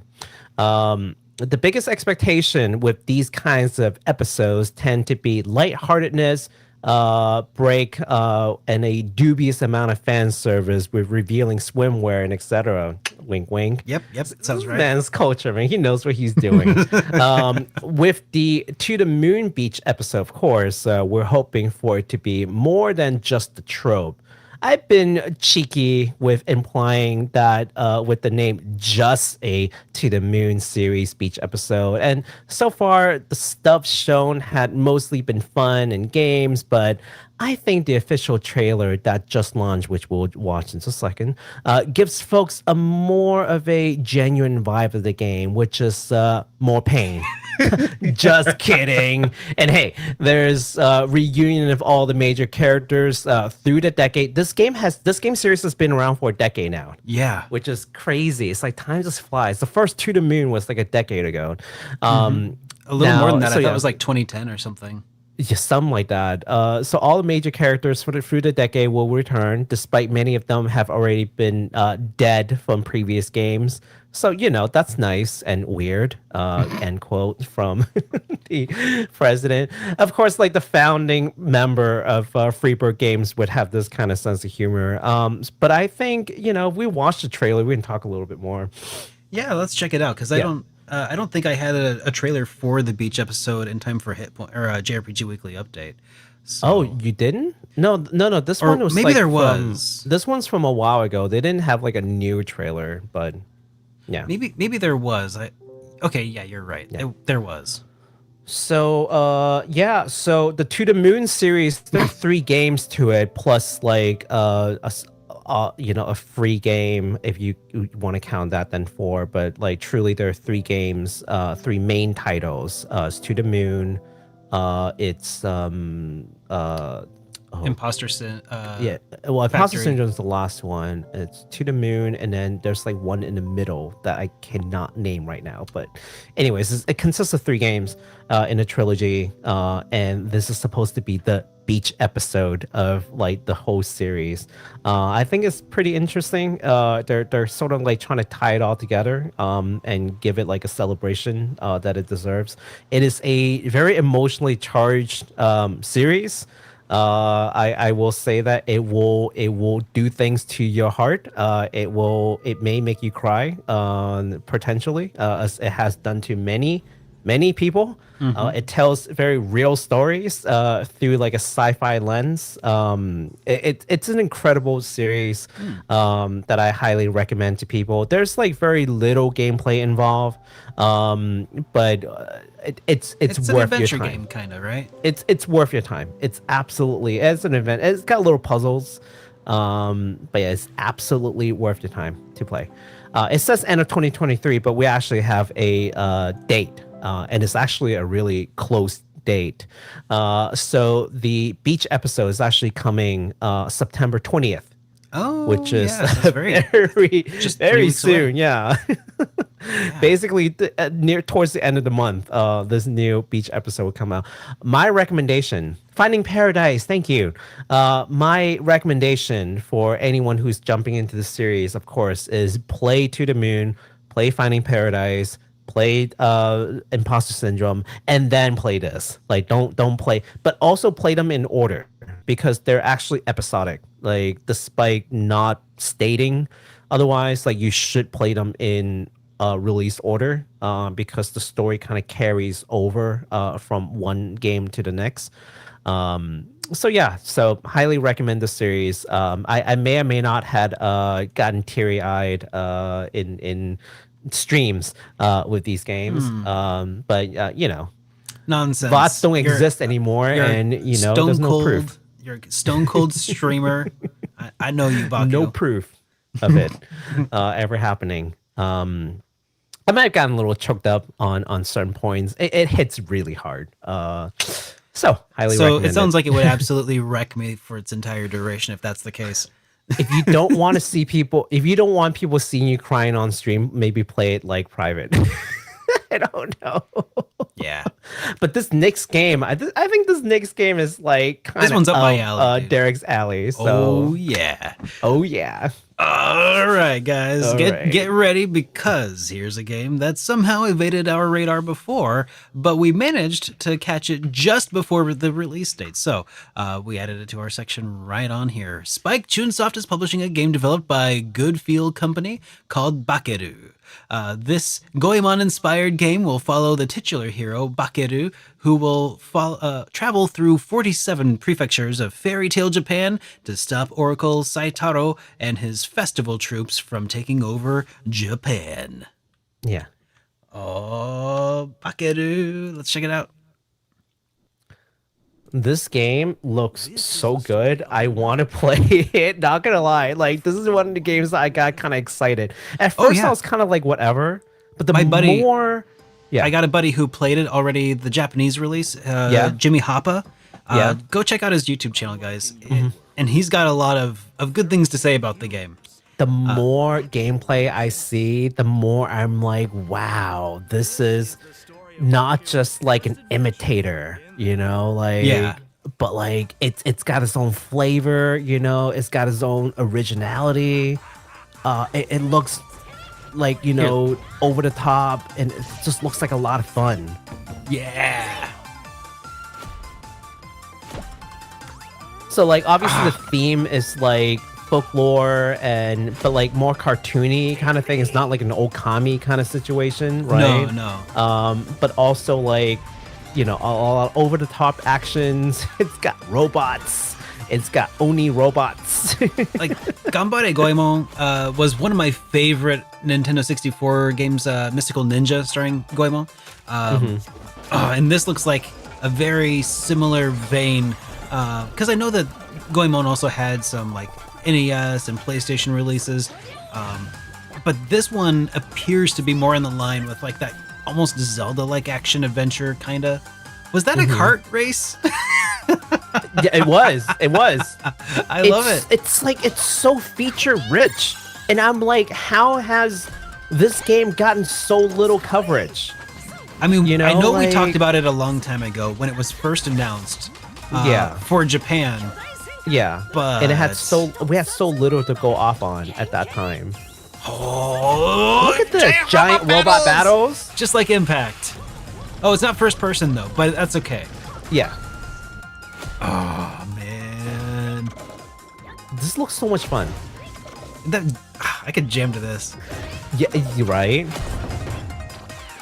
Like, this could be a nice little thing to play, like, you know, after, I don't know, a Persona game. Oh man. After, like, spending 100 hours with ungrateful teenagers. And robots. This is great. Oh man, I know. Look at this. Yeah, the more I watch this, more I'm like, I want to play this. I do. Coming September 3rd, September 3rd. 2024. Oh, Free September demo for 3rd. the Nintendo That's in Switch. 2 days. that's Two Oh. days. Yep, that's crazy. That's just around the corner. But man, I gotta get a copy of this physical. Hey, when are you gonna finish Lufia 2, Derek? I already told you. In 3 years, I'm gonna finish the game. This 24-hour game. Oh my god. It's gonna happen. I swear. Yeah, I'm sure. Yeah. So, tell us more, Derek. All right. Well, it's going to be switching. It's going to come out on the Nintendo Switch and the PC via Steam. And also, if you want to try it before you buy it, there is currently a demo available. So, yeah, go check it out. Again, that's called Bakeru. Bakeru. Yes. Now we're gonna move into. It is not Baker U. Baker. Now we're gonna move into. Now we're gonna move into the Nintendo Direct with the Indie World Showcase, and as per usual, when we do these kind of showcase, we're just not gonna go over all the games that were featured in there because that's not really feasible. You know, we basically select a couple that you know, we feel are particularly exciting. So let's go ahead and start with this little indie gem called Moth Kubit. Astrolab Games and Helena Creative Studio announced their new 2D top-down satirical RPG called Moth Kubit. Player will play as Moth Kubit, an ordinary bug who has just been promoted within a mega corporation, a mega bug corporation, and discovers a mysterious final process that's coming his way. So let's take a look at the game. I think it's very quirky. I love it. I think it's cute. All right. Yeah, I have a soft spot for these kind of indie RPGs. That the short, they've got a story, they've got a point that they're trying to get to, and they're usually very passionate developers, right? And I love it. This looks really good. The art, I mean, well, if you have a thing against bugs, then maybe don't play this one. But like, I think it's I don't know. They don't bug me. anthropomorph enough that it's not like scary. If that makes sense. Yeah, they're not creepy bugs. They're cute bugs. Yeah, they're like cute bugs. Moths are adorable. Like if you ever get like a big picture of like a blown up, like, yeah, a large Jumping image. spiders are surprisingly cute. I don't know what it is God, about yeah. jumping Like the spiders. They look big beady eyes. adorable. I know. I wouldn't want one crawling on me still, but you know, like looking at it, I'm like, okay, there's that, and then They there's don't the crawl. praying They mantis. jump though, so it's okay. Yeah, and then there's the praying mantis, which looks like, you know, a bug from hell. Looks like Zorak. That and like have you ever seen like a close up look of like a grasshopper? Oh yeah, they're the worst. Those things are scary looking. Oh yeah. Anyways, yes. Plus, So grasshoppers actually bite you for no reason. That sucks. oh yeah, and they turn into locusts. Like they just transform, like out of nowhere. Like grasshopper and locusts are like the same bugs, Really? exact same individuals. They just like transform and just like wreak havoc. Gross. Anyways, Ugh, I can shiver from thinking about like actual bugs. So yeah, these are the cute bugs, right? So this game is slated for spring 2005 for What? Switch and PC I'm sorry, via what? Steam. What? Spring of what year? Oh, spring of 2000. Oh, 2025. Wow. Did I say 2005? You did. I'm sorry. 2025. 2025. Well, spring of 2005. That was what were we even doing in spring of 2000? We were in high school. Graduating? We just got out of high school. Yeah, I was graduating or something, man. Yeah. Anyways, sorry. Spring of 2025 Yeah. on Switch and PC via Steam. So yeah, you don't have to time travel 20 years back to get the game, but you will have to wait a little bit, maybe 6 months or so. All right. Well, let's go ahead and talk about something here that it's not always my cup of tea, but you know, Capcom, they're kind of on a roll with bundling and releasing their old games and stuff. So we're going to talk a little bit about Breath. Oh wait, no, not that one. We're talking about Capcom Fighting Collection 2. Sorry, Fluffy. Capcom, this includes 8 games, including Capcom vs. SNK, Capcom vs. SNK 2, Capcom Fighting Evolution, Street Fighter 3 Upper, Power Stone 2, Project Justice. I can't go any higher than that. And then Plasma Sword Nightmare I was like, go of on. Blistine? Anyways, Sure. the things that you need to care about here are really just Power Stone 1 and 2. That's awesome. Oh my god, my that God. got me so hyped when I saw Power Stone 1 2. Like what? I know. Power Stone 1 and 2 hype. Speaking of Dreamcasts, you know, this was Yeah. I actually got to play it on the Dreamcast with my friend, like around the launch of Dreamcast, Power Stone 1, that is. Yeah. And that was so much fun. Man, Power Stone was something else. Power Stone was something else. it was the original Smash Bros. Basically, like, I mean, you didn't have like the giant selection of characters, but like it felt like Smash Bros. But like, you know, Top with down. a little more dimensionality. Yeah. Yeah. Oh, it was so much fun. So many friendships ruined over Power Stone. It's like I can't wait to ruin more friendships with Power Stone. Oh man. Yeah. Want to take a look at the trailer? Oh yeah, I guess so. Yeah. Let's check it out. How long until the Breath of Fire collection though? That's the real question. Breath of Fire collection would be interesting. I have to ask every time it happens. So like Capcom versus SNK, I'm pretty happy about because I think it was a pretty good. Oh yeah, I played them a lot. collaboration. I have Back then. several. I think 8 beloved games. Capcom's doing it, man. They're bringing it. See, this is how it ought to be done. Yeah. Just throw in a collection instead of like reselling them as each individual game like they're freaking new. They're not new. Please stop it. Like they're like it costs us literally nothing. Let's Dude, Project give people a good deal. Justice. Project Justice. Yeah. I don't know if anyone remembers Project Justice. Also known as a rival school in Japan. Oh yeah, Rival School. Okay. Yeah. Yes. I am somewhat familiar with that. Plasma Sword. I don't remember playing Plasma Sword, but like, it's one of those like, you know, relatively unknown Capcom fighting games that didn't really make it out of like the initial 3D like, you know, era. Then the main character showed up in like a Capcom versus something game, but that's about it.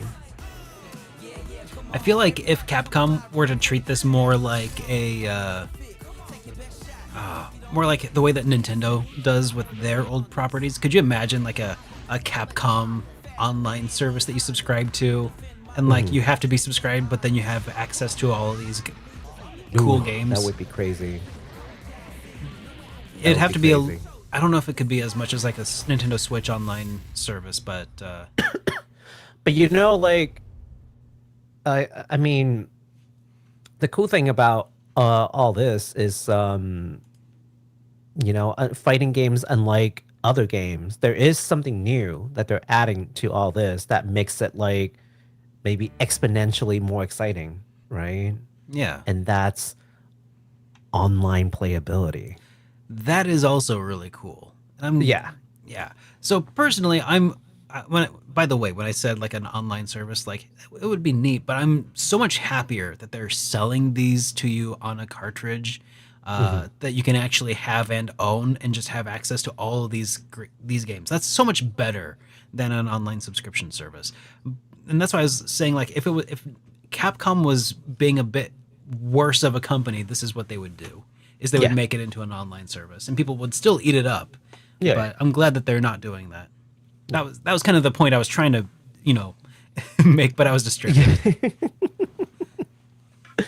But yeah, but this is super awesome. Yeah, just in case anyone's wondering, it's like, oh, wow, why do we care about this in in 2024, 2025? Like, why do we care? It's like, yeah, because you can play these games online. Like playing Power Stone online against other people is dude. like just mind blown. Like, Yeah. the fun that you can have with Like this. I have Power Stone on Dreamcast. I still Yeah. want to play it this way though, because then I'll actually be able to have a session against somebody. Like, because here's the thing. I don't know if y'all know this, but like, I'm not in high school anymore, and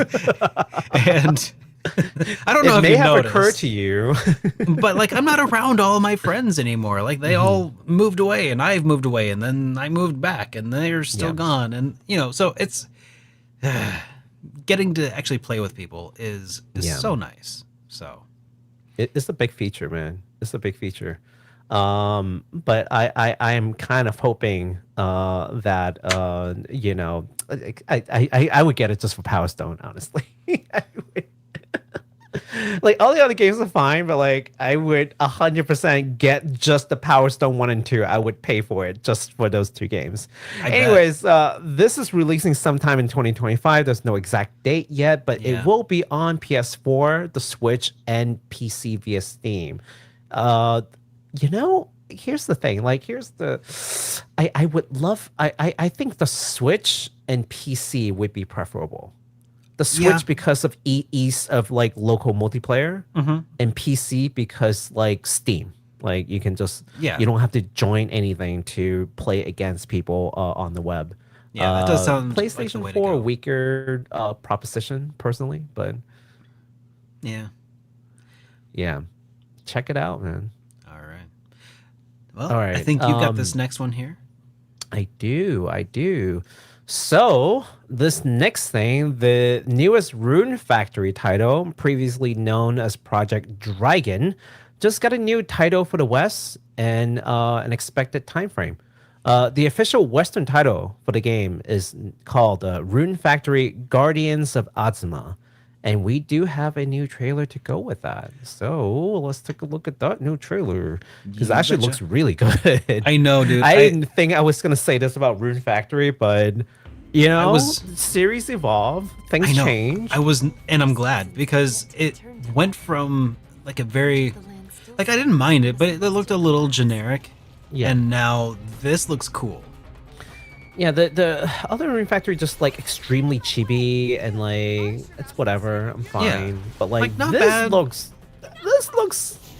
very unique. This looks inspired. Yeah.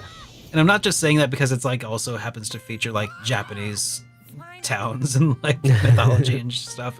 Like sure, that's a nice bonus and stuff, but like it just looks like they've elevated and moved it forward again from where it had been. I offer these humble words. So you can play as two main characters, Subaru Kaguya. Like they have like different weapons too. I remember the last time we looked at it, they had different weapons that they can use. I think you can use like talisman as like an actual like main weapon. Well, Oh of yeah, course there's and the fact that farming, you can like guys. not just do the farming, but it's also rebuilding an entire town. Like that's what the it other seems cool thing. like. No, they've confirmed that. Oh, That's they've also confirmed? yes.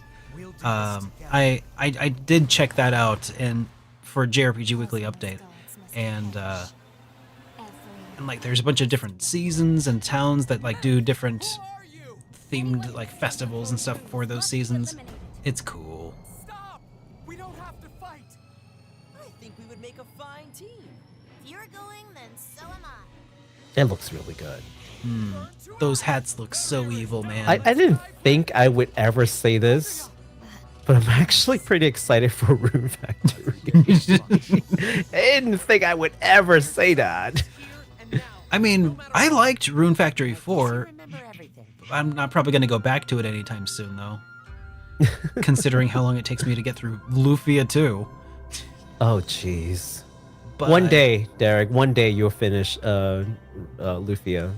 One day. You know, what's actually, I think, one of the big contributing factors to my slowdown on Lufia 2 is that I'm trying to increase the rate at which I put out videos and like reviews of like, or first impressions videos and other things. And like that time to make those videos severely cuts into the time I would normally be spending playing on streaming on Twitch. It's like I want to do both things full time, but like I also have like a full time job and it sucks. And This is what happens when you're a content creator, yeah, and it's not your full time gig. I know. And I could just Yeah. stream it or play it offline, but I don't want to. I like streaming too. I know, and when you stream online, like you guarantee you're gonna extend that gameplay. Yeah. Guarantee you, it's gonna take you longer and not like less time. know. Anyways, that is the perpetual streamer problem. This game is slated for spring 2025 on the Switch and PC via Steam. You know what? I realized like a lot of these games are like on Switch and PC. Like I don't know what it is. It's just like Switch and PC. Like, do you not want to release this on anything else? But it's also not like a Switch exclusive because it's going on PC. So I'm like, I wonder what's going on over there. I don't know. But yeah, it's going on Switch and PC. So via Steam. So check it out. Early 2025. All right. Well, guys, after months of silence Months. of Konami, the last we heard about this, Konami was like, "Oh, we're actually not going to release it when we thought we would. It's been delayed indefinitely." So after months of silence, Konami is back with some good news on Suikoden 1 and 2 HD remasters. Gate Rune and Dunan Unification Wars. The games will return with updated graphics, new aspect ratio, new what? UI? Yeah. I thought it was a UL. Okay, UIs and sped up auto battle. Yeah, like fast forward and stuff like double speed. Yeah. Let's check out the new trailer that came out along with the new release date that they've provided for us. New trailer from Konami. Another thing I didn't think I was going to say anytime soon.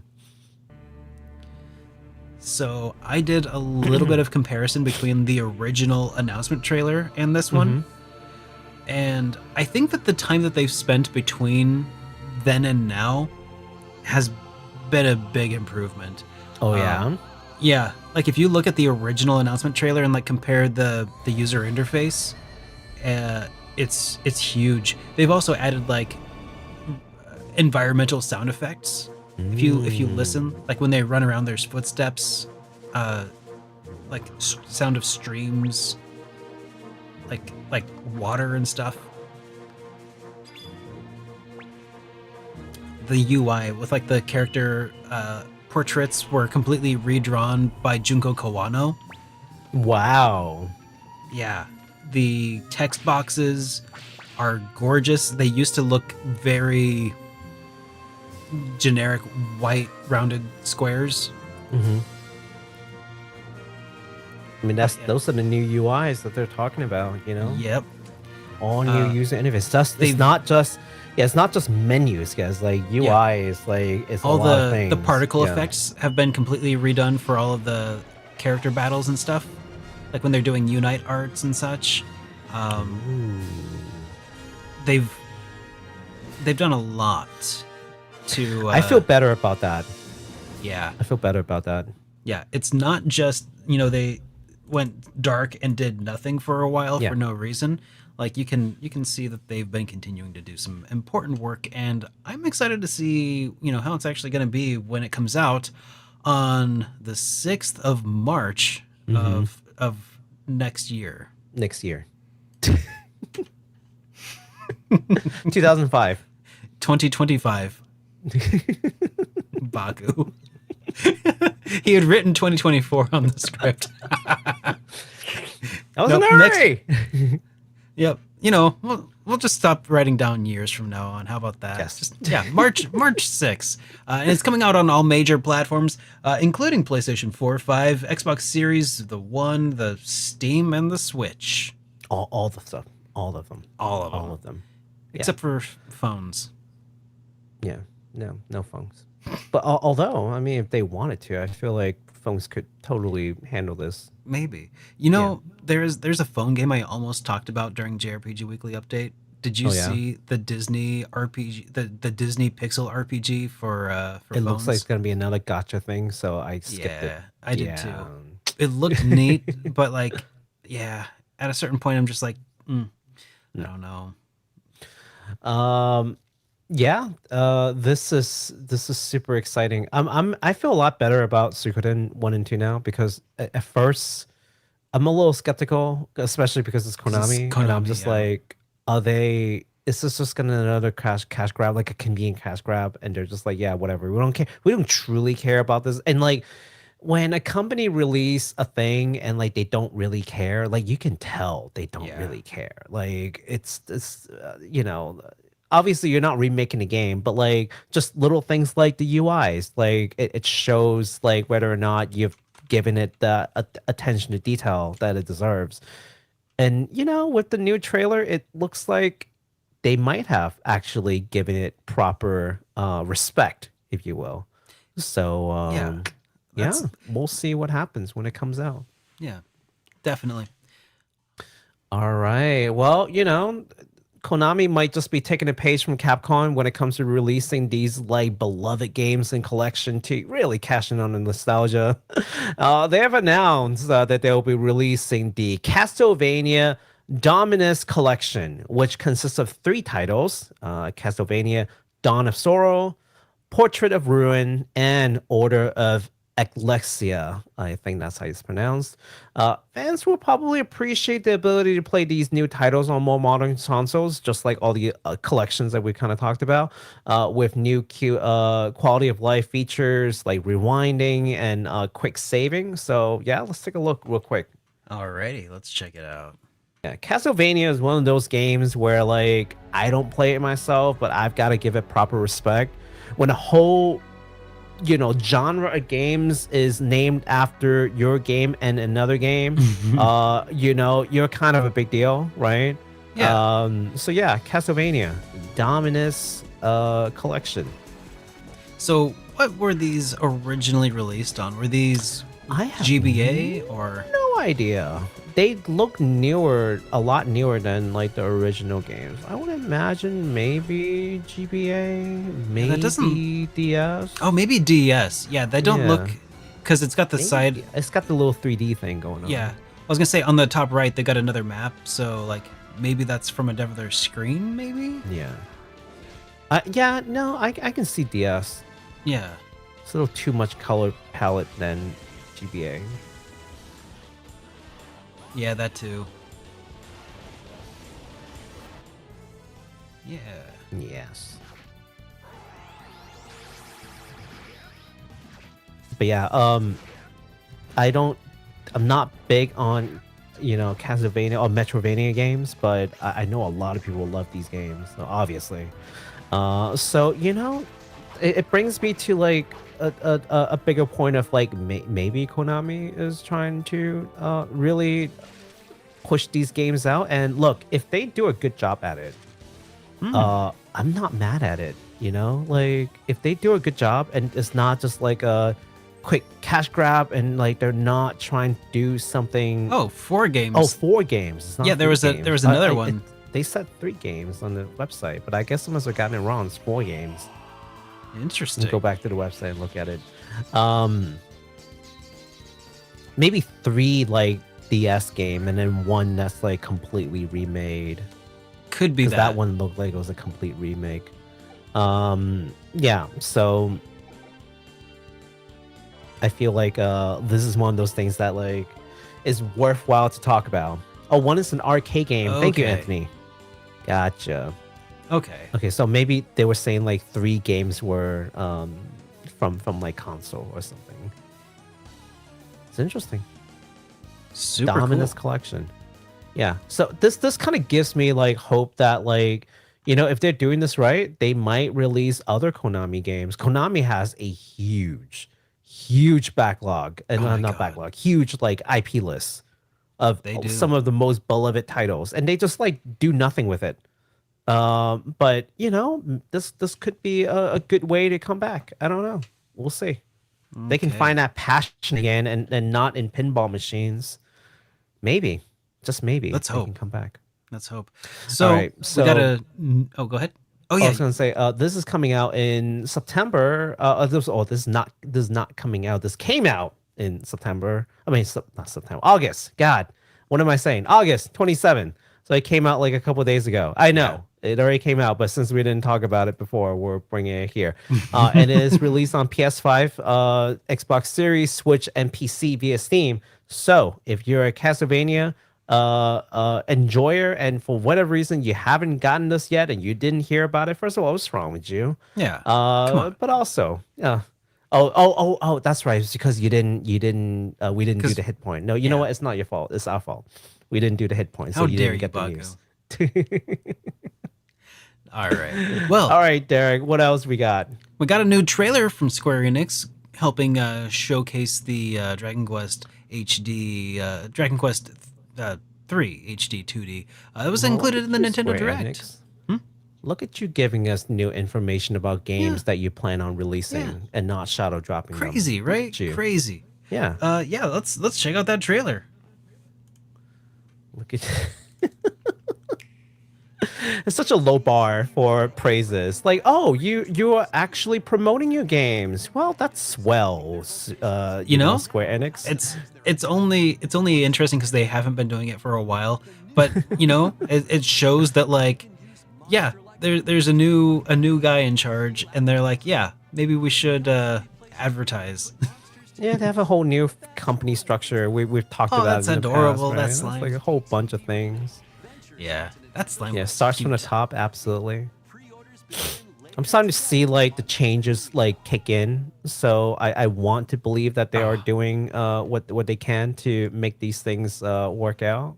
But Yeah. yeah, we have a release date now, so that's exciting. Yeah. The 11th of I'm sorry, no, the 14th of the 11th month, November 14 of the 25th year.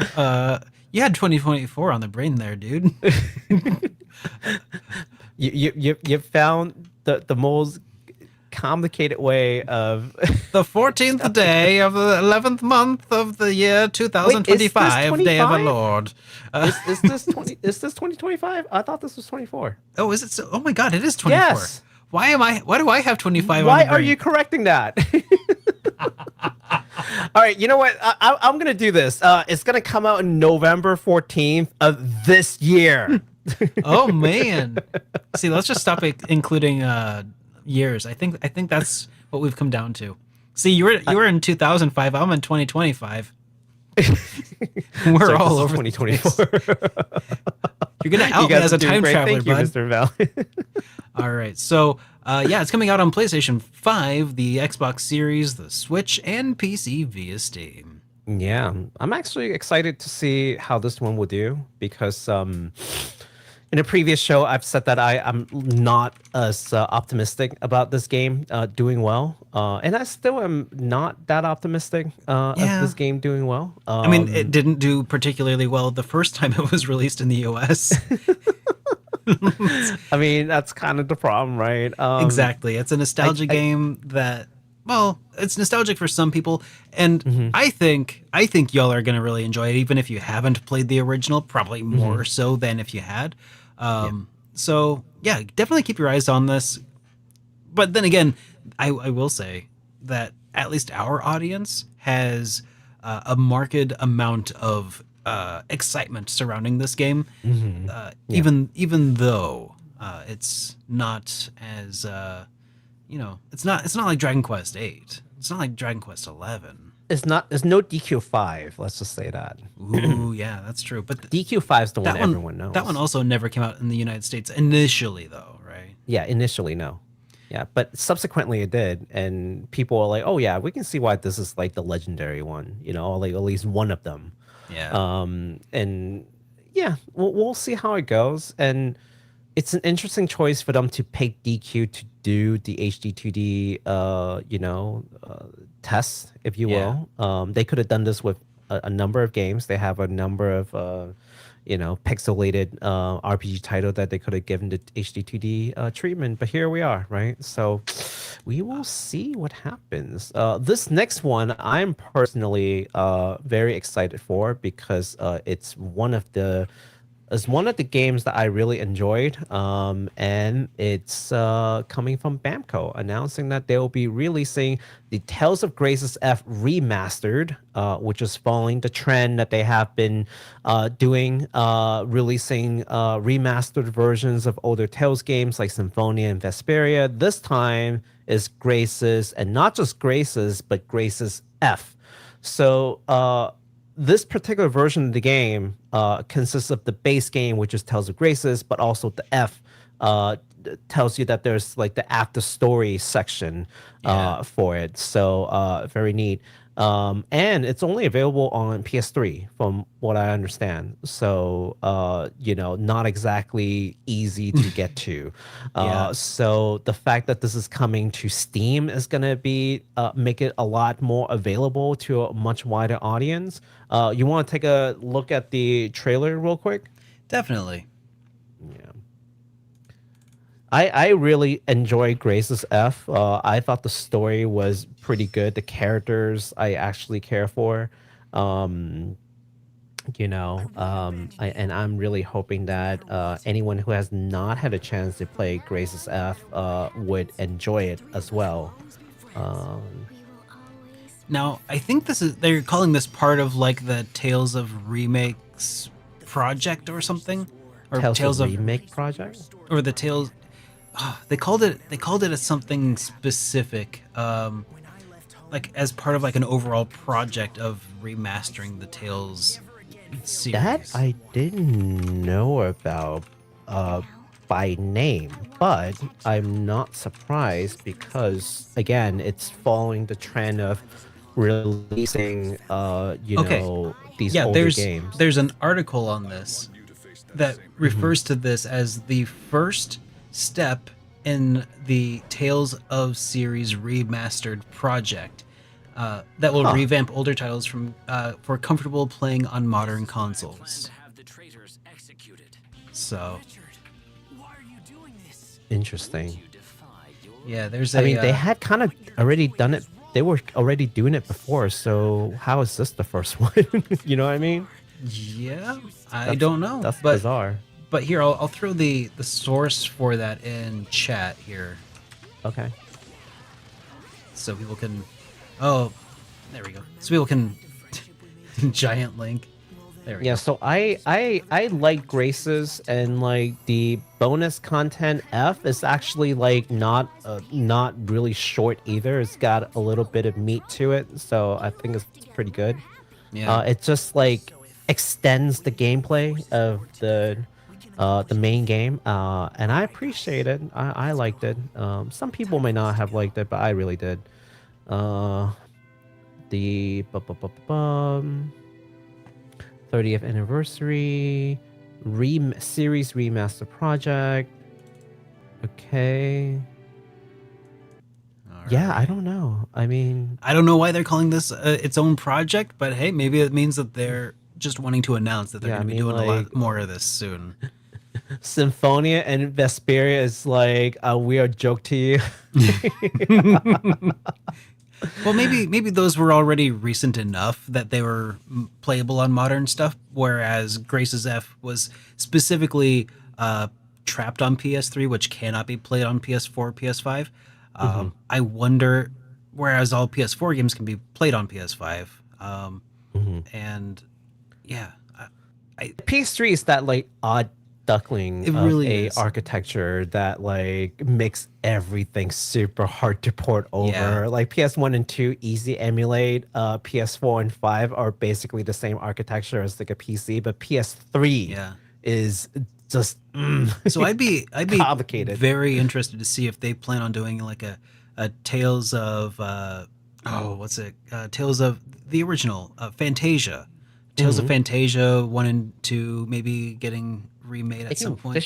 They can just remake those all together. They Yeah. don't even remaster those. I'll just remake those. Maybe. Like, Or like, or get- maybe get- if there's some that were trapped on like PSP or yeah. something Well, like that. there's a lot of Tales games that are stuck on like handhelds. Lots of them. Lots of them. Yeah. There's the I don't know if people can appreciate how many Tales games there are out there. Like you can name the couple off the top of your head, like Fantasia, Zillium, Berseria, Symphonia. Vesperia, Vespia, Symphonia. Like those are the more well-known ones, but like there's a lot more to Yeah. Tales. Like it's been around for a long time, and a lot more prolific than like Final Fantasy, for example. Like Yeah. they used to pump out like a new like Tales game like every year, like sometimes twice a year, on like a main console and on a handheld. It's a lot of games. So, and they said that they're going to be doing it to improve comfort as well, specifically. So I wonder, when they say comfort, I'm like, well, when I play on like a tiny controller on a handheld, that's not super comfortable. So maybe this is an indication of like the titles that they're prioritizing. So I we'll wonder see. if did they remaster the Abyss yet? Because Abyss is another one that like a lot of people like. I didn't like Abyss personally, but a lot of people really liked Abyss. So yeah, so I'm curious. I actually don't know if Abyss came out. But anyways, yeah. So this is coming out early next year in January 17th on all modern consoles. I'm excited. I kind of want to go back. I want to play it again. This would be my third time playing the game because I played Tales of Graces. I finished it. Then when Graces F came out, I played the entire thing again. Wow. I think on stream. It was one of the first earliest games I played on stream on PS3. So now it's coming out. I was like, ooh, I'm kind of itching to play this again. So we'll see what happens. All right. Well, All right, well, Derek, before that here- happens, Ooh, here's the. all right, everybody. Okay, are you ready? All right. Hype responsibly. Yes. I Hype know. responsibly. Okay. Legend of Heroes Trails in the Sky, the first remake was announced. Back in July of this year, Falcom President Toshihiro Kondo has mentioned to our friends at Noisy Pixels that there was a title that they were working on that they could be considered a remake. Now we know what that title is. They were working on the remake of Legend of Heroes Trails in the Sky FC. And we have a trailer, and it looks incredible. It's the So we're gonna play Japanese that real trailer. quick. Oh yeah, we're gonna play the wanna- Japanese one because Yeah, it's a little 'cause bit we don't longer. have an English one yet. Yeah, well, there's that One too. day. Yeah, so people can stop yelling at me about playing like the evolution version. Oh man, this is exciting. Look at that. This is like 60 know. frames, 1080p. What do you think this was captured on, Baku? Probably 30. No. It's 60. Is this 60? Yeah. What do you think it's been captured on? What do you think is running the game? Wise? Yes. I don't know, actually. I actually don't know. It's hard only to been tell. announced for Switch. They announced only it during the been announced for Nintendo Switch. Direct. It would be a little weird to No, have. but not impossible.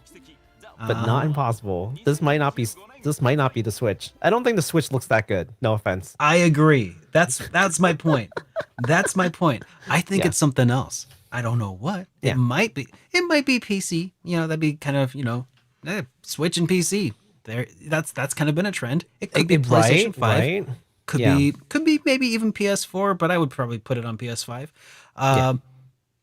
Or I mean, it might be that yet to be announced successor to Nintendo Switch that Nintendo is gonna be talking. Super Nintendo Switch. That's what it could be. That it could be that, but we don't know. Hang on, let me take another look at that trailer real quick. Okay. Because I just wanted to see the end here. Okay. So here, if I switch back to theater mode. All right, so that's the end screen. We have where it says Nintendo Switch in the top right corner. So it does say it will be coming to Nintendo Switch. That's it. Yeah. Well, this is from But what the if- Nintendo Direct, so yeah. they won't tell you anything else. So it Yeah. will come to Switch at least, Yes. but maybe it'll also come to something else. We Super don't know. They haven't Nintendo announced it yet. Switch. And the weird thing is also, as far as like the publisher, they say that it's to be determined. Mm-hmm. They say it's TBD, to be determined. Well, the logo and the title is TBD. Yeah. So it's like, Hmm. and but yet they are also from other screenshots that they've shown with like English text and stuff, they appear to have some reuse of the XSEED localization in place, like Okay. one for one, dialogue, which may indicate, since this is not this is a little bit different. This is not something that they're trying to protect all the spoilers for it, because the game's been out for 20 years. Maybe Falcom's actually going to do a simultaneous release. Could you imagine? Could you? You know what? If they can just condense this into a single game with like maybe the third, It's not. They've only committed to if the they first could game just- so far. They First should. game is just like a glorified prologue. Just put it into the same game. Just put it in one game. To be fair, I mean, they're a small company still. fair. Not as small as they used to be, but they're still pretty small. To be fair, it's entirely possible that they've only committed to doing this, but once they have, you've played Trails in the Sky SC and the third. Yeah. The amount of like work that would have to go into making new assets to do those games would be minimal. Like, it's literally just, all right, let's put in the new scenario into all these assets. Like, and that's still a lot of work, composing the areas and stuff, composing the scenario. The exact same towns. Yeah, same assets. You don't have any more 3D modeling to do. It's Except done. for the third. Third's Okay, maybe a little bit different, there. but A little bit. still, yeah. All the models are the same. The vast majority of all of the modeling and stuff, it's done. They're identical. Just pull those straight into the new game. Yeah, the combat system, it's done. It's mostly. Exactly identical. It could have been just one game. This could have been they an could email. Just make No. all three games into one single game. One single 300-hour game.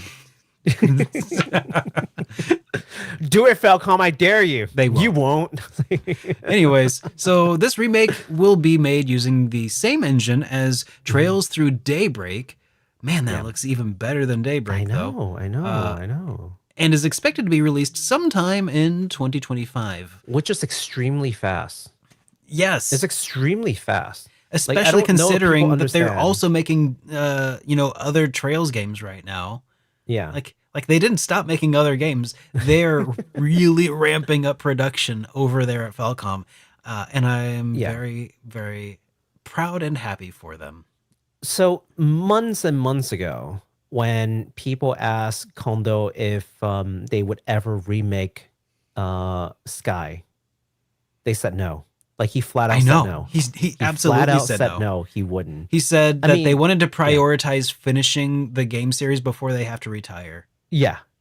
And like, now things have changed. And I don't want to make it sound like he was like lying. Like, oh, he knew. I really he don't was- think he wanted to, but I think there was just so much demand. and that he can do it. Yeah. It's like the demand is there, and our resource, we have the resource. Like, these games It's are true. selling. We're making way more money than we thought we would. Yeah. The game's done. Like, Yeah. Kondo doesn't need So- to continue directing. Like, somebody else can just use the original game as sort of like use this as a point of reference and go. Are you okay? Yeah, just got broken into my office by this dog. Go on, Turbo. Get out of here. Andy, no, out. God, Your dog just turtles. showed up. Like, I want to be in the show. Yep, I know. Hello. I'm gonna go shut the door again. Okay, go for it. All Go right, for it. Go for it. you take the wheel. Yeah, I'll Here. try to like not embarrass you too Oh hard. no, here. go ahead. I'm gonna maybe I'll get yeah. another drink too while you go for it. You know what? Go for it. I Go for trust it. you. I'll warm the crowd. I'm trying to not shut the show down. We want to see Turbo. No, sorry, Turbo is not in today. So hello guys. Hi, welcome. Yes. Yes. Okay, great. Vision of Mana was really good. I just want to go back and say Vision of Mana is really good. I don't know if you guys heard me saying this earlier, but Vision of Mana is actually really good. I needed some time to digest. I sounded like a lot more apathetic on stream, but no, I now that I had some time to think about it, it's really good. It's really good. Play it. Sorry, I had to go back to talk about Vision Mana again as soon as I can. I was just saying, like on stream, like people were like, "Oh, so how you like it?" I'm like, I think it's alright. It's alright. You know, it's fine. Maybe as part of me is like a defense mechanism of like don't overhype myself as I'm playing the hype game. responsibly. I'm like, it's alright. Yeah, just calm down there. Yeah, but now that I've had like almost 24 hours to think about it, Yeah. no, the game is freaking good. Yeah. It is. It just is. It is. I know. I did you play the demo when it first came out? I did not play the demo when it first came out. I played the demo like shortly before I started the stream, just so I can just take a look. But yeah, no, I didn't play it when it first came out because I wanted to be as new and authentic as I could possibly have it, a take on it. And then the first thing that we're greeted with is just like graphic issues and frame rate issues, and I'm just like, ooh, that's not a good look, right? That's a horrible thing to run into as soon as you start the game. But we've gone through I've gone through maybe like 2 chapters, if you will, of the game, and so far so good. It's really clean. I'm liking the direction of it. It's fresh. It's a fresh take. Anyways, awesome. But back to the other thing that we are super excited about: Trails. Trails. Yes. Trails. Yes. Did we not finish that segment? No, I not thought we yet. did. Oh, okay. No. Well, anyways, it's Turbo coming came out. in, and then he was like, "I want to be on the show." And then Derek's like, "No, you're not." Oh yeah, I feel like I'd covered pretty much all of what I wanted to say about Trails in the Sky, the first, except there's just a lot of questions still left up in the air, and there are some negative Nancys out there who are very disappointed that it's not just a part of the original, which I understand, but Of course. you can play those on other platforms right now. It's not like they don't exist. Yes. If you want to play They the exist originals, on modern platform. You can go to Steam right now and just get the OG game. I know. That's what I said about like FF7. People were like, "Oh, FF7 Reborn Rebirth, like I don't like it." I'm like, the OG game Cool. is still available. Go play it. Like everywhere. Exactly. Just play the OG. If you But like some OG, people- play the OG. They exist. Some people just aren't happy until they're mad, man. That's the truth. Some people they can't be happy about stuff until they have something to be mad about. Yeah.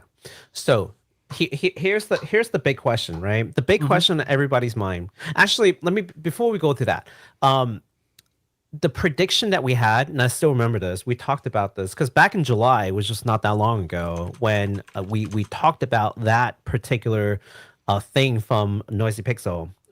Shout out to homies over there. Yeah. Who gave us that interview. Yeah. And Kondo's like, "Oh, well, we do have something we can call a remake." Shut up, Kondo. It's a remake. Sly dog. Sly dog. I was kind of debating between 2 things. I was like, it's either they changed their mind and they are remaking Sky, which we now know is the case, or they're remaking East 5, which is still the title that no one wants to touch.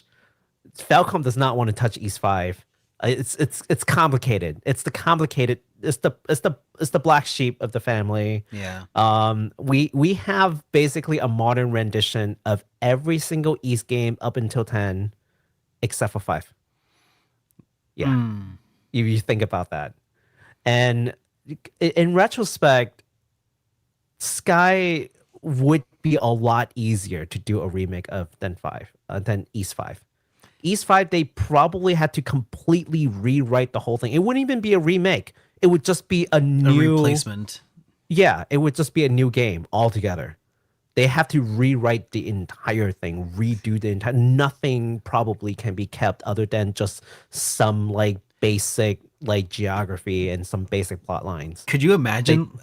So you have a third option: a remaster, a remake, and a replacement. East 5 replacement. Do it, Falcom. Come on, Kondo.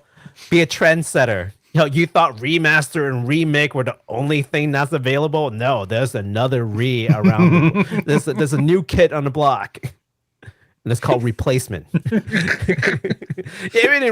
really didn't like the OG game, so we're gonna replace it with this one. Okay, so this is the game moving forward. But yeah, super excited. But here's the question, Derek.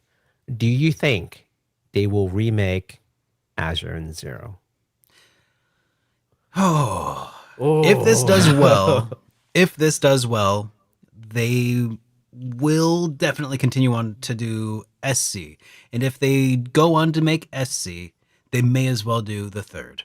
So I think even though it's not guaranteed at this point, I'm sure that Sky the First is going to sell well because look at it. And it's already a beloved game. So once people like for real, this feels to me as exciting as when I saw the announcement of Final Fantasy VII Remake. When we all thought that was the remake, like an actual just standard remake. So this feels big to me. In fact, I had a question. I wonder, when was on the timeline between like the announcement of the original release of Final Fantasy VII to the announcement of Final Fantasy VII Remake, how many years was that? I suspect it's a similar number of years as between the original release of Trails in the Sky and Trails in the Sky, the first remake. Announcement. Anyways. Yeah. I wonder. I think that that's pretty close approximation. And I feel like there's a very significant amount of people who are going to be very excited to play this, in a new way. You know what? The viewers will be able to tell us in the comment section later on once they do the math and they're like, put on their detective hats. Yeah. I would love to see that timeline. How long did it take? Because I feel like this was originally like a 2004 game on PSP, right?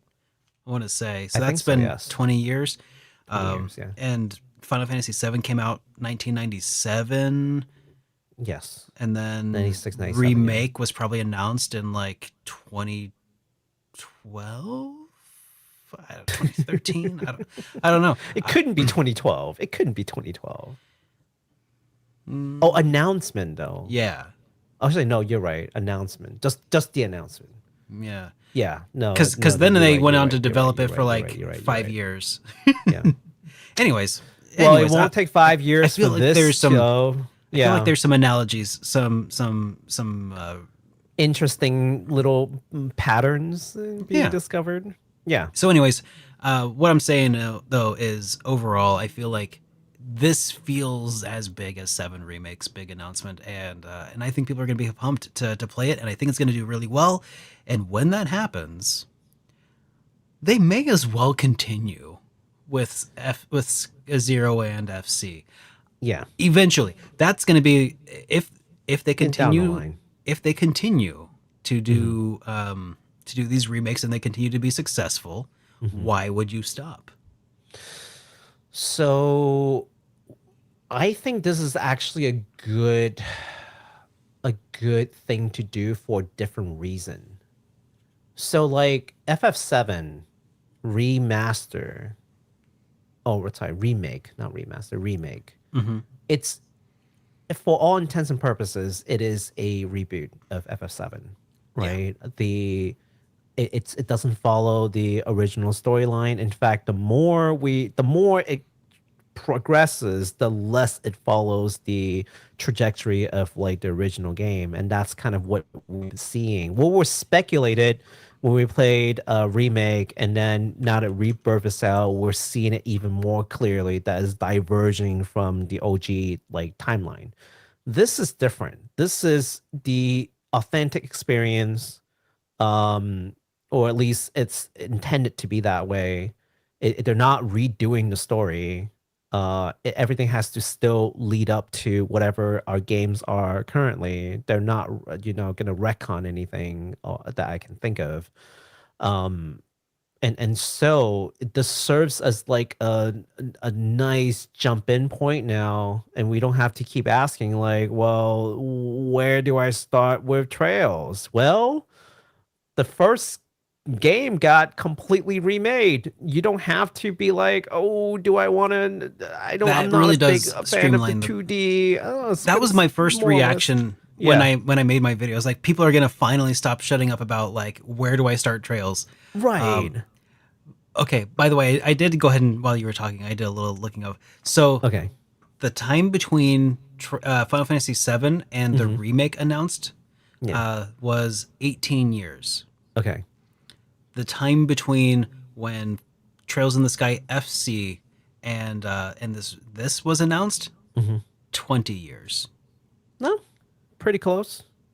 Crazy to think about. That 18 and 20. Yeah. It's been longer. It's been longer between FC being remade than it was for 7's remake. Like, if you think of, that's pretty wild that it only 18 years to 20 years. Like, it's, well, for whatever reason, it felt like 7 was like so long ago. it's the early day polygons. That's why. I know.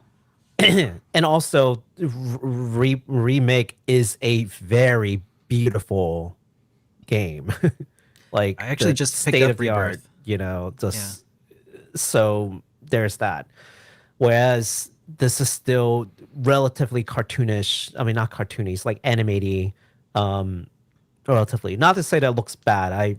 Quite frankly, I don't need it to look like, I don't need every remake to just look like Final Fantasy VII Remake. I think that's like overkill. And it's evident in how much time it takes for them to develop the dang thing. True. Like, I'd much rather you just do this. Like, truthfully, if you're gonna have to remake a bunch of games, I'd much rather they go through the Trials of Mana route, the Romancing Saga 2 kind of route, or this kind of route. Like, is it the absolute most gorgeous, state-of-the-art 3D rendering technology? No. Do I need it to be? Absolutely not. I don't care.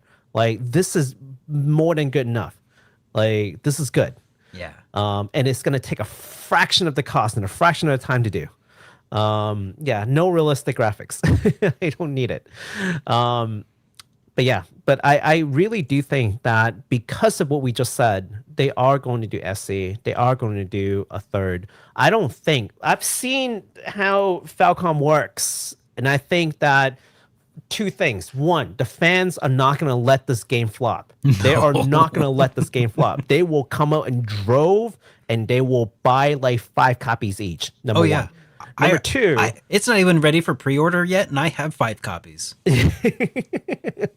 Number two, Falcom, they're very methodical about planning things. Like, they're not suddenly saying, "Oh, we're gonna remake the first," unless something like catastrophic happens. Like, they're not gonna stop at FC. I have very high expectation for them to at least complete the trilogy. They're definitely very methodical. Yeah. They plan this out. They wouldn't even take this first step if they had no intention of remaking all 3. I think That's that you're right. And I think that the only reason they haven't already confirmed that they're working on those is because they just need to have, one, some funding for that project, which is probably going to be paid for by the sales of this. And then also just because they want to be able to have an out in case it bombs, which it's not going to, but they're very methodical and they're very thorough. So that's why. I respect them for that. They take their time. They do things right. This is the sort of thing that keeps them from doing a Final Fantasy 13. Oh my god, I would never let them live on that Crystallis Fabuloso, whatever. I mean, and when I say the 13, I mean like the Final Fantasy 13 project series where Yeah, like they kept that's what that thing is called. oh god. And It's then like Crystallis something. Final Fantasy 13 Versus that gets like put through development hell. Mhm. Like, yeah, this is how they Yeah. avoid that by Yeah. just taking things one step at a time and not overcommitting to something that could fall through. And yeah, I mean, I like the way that they are announcing this anyway. Like, even if in the back of their mind they're saying, yeah, SC, and like maybe they're even in development for SC already, because parallel development is not exactly new to the industry. Maybe they're already doing it. could be. They already know they would do it. I'd rather they take their time and tell us like a year out, because what's the point of telling me like 3 years before the game's released? Like, just don't pull a Square Enix, or at least the old Square Enix. Like, Yeah. this is like maybe a year out. Like, I'm cool with that, right? Like, Yeah. yeah, I'll keep This it is on the good. radar. Yeah, this is good. All right, we have one more game to get hyped about. One more game, guys. Okay, don't fall asleep on us now. Don't leave just yet. We've got more news for you, and this one is also another long-running series. Toei Tecmo announced the latest mainline title for the long-running Atelier series. This new title is called Atelier Yumia, the Alchemist of Memories and the Envisioned Land. The game follows Yumia, an alchemist who must confront her past, her memories, and the art of alchemy. I am actually very excited for this one. I've said that a lot, but this whole like Nintendo Direct has had a lot of things that I was excited over, and this I was excited for some reasons we'll talk about. So why don't we check out the trailer real quick, and then we can go into it. All right. So right off the bat, as soon as she starts talking, I'm like, I think we have a more mature main character. And anyone who's followed the Atelier series knows what I'm talking about. I'm like, she's at least 20. Like, I'm like, maybe for once we don't have like a 16-year-old or something. She doesn't Like, have that anime like high-pitched girl voice right now. It's very She's got a little bit more mature voice to her. And I think it might be a change that they're going for. So I don't know how many people have played the Atelier series in chat, but like Atelier series, actually, they changed the way that the game is played in a way that I really respect. They keep the core. They always have the alchemy. This is good. Yeah. But like every like trilogy series, there's a theme. And like within that theme, they change out things, different elements, different way of telling the story. Certain games is more bleak. Certain games is more about like coming of age. Certain games is more about like traveling with friends. And for example, they're always trying to change up the formula in some way, right? For example, with Sophie and all them, like it's a different kind of LTL experience versus like Liza. Liza is more like, how about we focus more on like the battle, right? So they have like real time, no, it's not real time, but like a time, like almost like an ATB kind of battle system, whereas like the other games is like strictly turn-based, like, so battle feels more thrilling in Liza, and also it doesn't follow different main characters, it follows the same character, so it's like minor tweaks on the formula, right? Yeah. This is and if I'm right about it, I don't know, because I don't know how to, but if I'm right about this, I think this is going to tell a very different story. This is going to tell not a coming of age story, but someone who is older, more experienced, maybe having some regrets and like confronting their past. So I think it's very interesting in seeing how this plays out. That is the vibe I also get from this trailer. So fingers crossed. I've liked the newer Atelier series. The older ones is like a little hard to get into. Some of them is a little archaic, and it can be very what's the word? It's a little clunky.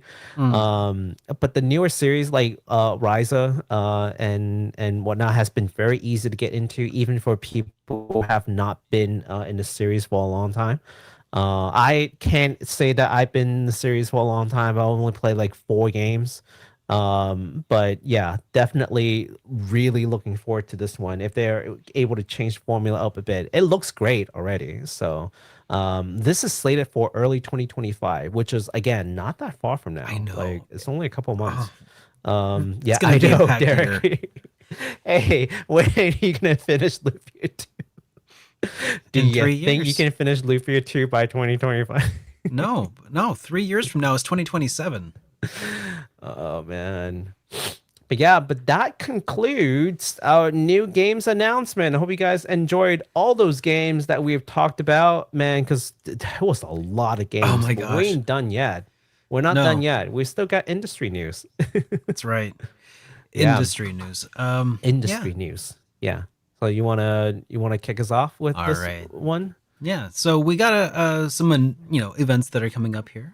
Starting with the RGG Summit of 2024. Ryoga Gotoku Studio will be hosting the RGG Summit on the 20th of September this year. That should give us some more information about the newest Like a Dragon titles. Yeah. I'll also And then- cover this next one because it's not a whole lot here, but Yeah. Level 5 is also going to be doing their own showcase here pretty soon called To the World's Children, and that is going to be just a few days later on the 24th of September 2024. So exciting. So the RGG Summit, of course, is going to be some new Yakuza news, or new like a Dragon games news. I wonder if they're maybe going the to talk more spin-off. about the show that they're making at that. I wonder if they're Ooh, I wonder if they would. Like they can talk about like anything. I Like know. that's the kind of cool could be things when your anything. company will just basically do like one IP. I I mean, know. technically It's- 2 IP. There's Judgment, but Judgment's just a spin-off of like a Dragon. Because Mm-hmm. RGG doesn't do anything else. Yeah. RGG I mean, and they also only had does- Ishin, and that was Yeah. kind of a spin-off also. Maybe Right. maybe they're who knows what they'll announce now. Yeah. So I'm excited. I mean, I'm a longtime fan of the Yakuza series. I'm still trying to get Derek to play Yakuza 0 because I think it's one of the best game in the entire series. Even though it's like the very first game chronologically speaking, it's still just one of the best. Like I Even- think he'd be so hooked. Okay. I was gonna say like Kiwami. I know that's coming Kiwami's out on Switch. here Kiwami pretty is soon. chronologically the second game. Okay. Yes. Because 0 is chronological. Okay. The prequel. Yeah. Yeah. All right. Yeah. So if you imagine like Kiwami is the remake of the very first Yakuza game, Yeah. then Yakuza 0 Yakuza is like 0 the is the prequel that they prequel. had retcon. Is it okay to start with a prequel? Yes, absolutely. Because Okay. 0 is designed for you to be able to start on and be a starting point for the Yakuza journey. So it's basically written and designed out so that you can play with that game. Absolutely recommended. It's so much fun. It's all the I mean, you played Like a Dragon before, Derek. So it's just that. It's all the laugh and tears and heartache and drama that you Yeah. can expect. Just not turn based. That's the only Deal thing. breaker. Just Yeah. kidding. Just kidding. It's fine. Yo, for some people it is though, and for some people it's the opposite. So it's interesting. But 0 is definitely it's got some grown people crying on stream. That ending was just it hits. Are you trying to convince me to play it or to avoid it now? I don't know. Don't make me feel I mean, things. you can just play it okay? off stream. I mean, you can always. There's no shame in crying on stream, Derek. I think a lot of people want to see it. Oh, okay. All My right. enemies. So, but and for level 5, Decapolice is going to be in there, and we're Yes. also excited to see Decapolice. And Fantasy Life also got delayed, and yeah, I it feel got like delayed. Yeah, you know so that's they're going to talk about it there they too. probably so, gotta But Deca Police, that's the big one. That's the big one I care about. Yeah. Yeah, And they're of course they're talk about gonna a brand new title there too. So and of course they also have to announce Dark Cloud 3 at some point. maybe Dark Cloud 3 is the brand new title. Maybe. All right. You want to talk about this next one here? Because looks like well, sorry, just one more thing. Both the summits can be viewed on YouTube. Just want to throw that out there. So yeah, we will have links in the description later on to link you to the YouTube. So think of us when you have to find that link again. Be like, oh snap, I want to watch the RGG. Where am I going to find that? Well, it'll be in the description after the show. All right, next up, I did want to talk about this because a lot of us depend on XSEED for the publication, and some of you guys know XSEED is tied to Marvelous, some of you guys are not, but let's talk about it. It's a little complicated. Marvelous USA and XSEED will split out into two separate labels, basically. Which causes some confusion generally among gamers who enjoy their works. So here's the breakdown. Marvelous USA will be responsible for Marvelous franchises like Varmagia. Farmagia, yep. Varmagia, and the aforementioned Rune Factory, the thing that we were just talking about earlier, that would fall under the Marvelous USA brand. Also providing business operational support for their like arcade releases, which I didn't even know they had arcade releases, but here we are. XSEED Games, on the other hand, they're responsible for third-party titles. So Corpse Party 2, which we talked about that are coming, XSEED Games will handle the publishing of that game in the West. East Memoir, so Falcom Games, right? Like those are going to be handled by XSEED Games and not Marvelous USA. So minor little things, but I do like that they are making these changes, just the branding and a better understanding of what these companies actually do. Personally, sometimes I feel like that makes a lot of sense because XSEED has a really strong brand name here in the US still. Yeah. As being like a localizer of Japanese games, of various titles, as like a localization team and publisher. So it makes a lot of sense, I think. Yeah. So you're gonna hear us talk about XSEED quite a bit moving forward. So yeah, so that's what happened. Boring business stuff, but important because we enjoy the products that they push out. So clear distinction needs to be had. And then, because before it was just kind of like whatever. I know that Marvelous did a lot of like local or publication of what was it, Trails of Cold Steel 1 and 2 in like the PAL territories and stuff. So yeah, like it's just I don't know. But now it did definitely make sense, a lot more clear cut. Yeah. Yeah. All right. You want to take this last one here? Just oof.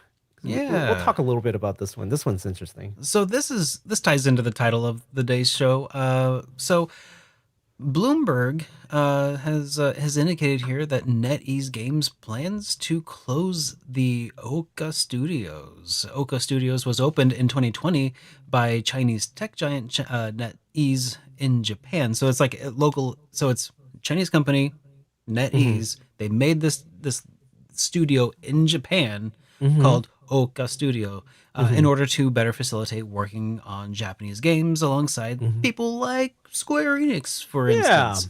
Bloomberg writer Takeshi Mochizuki says that NetEase Games has been cutting staff at Ouka Studios since the spring, which is pretty wild. So anyways, you did a great job pronouncing that last name, by the way. That's like probably one of the harder ones. It's one of the harder ones.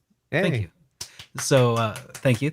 Appreciate it. So so Ouka Studios, for those of you who didn't catch this, is the company that actually made Visions of Mana, which development studio, the development studio Visions of Mana.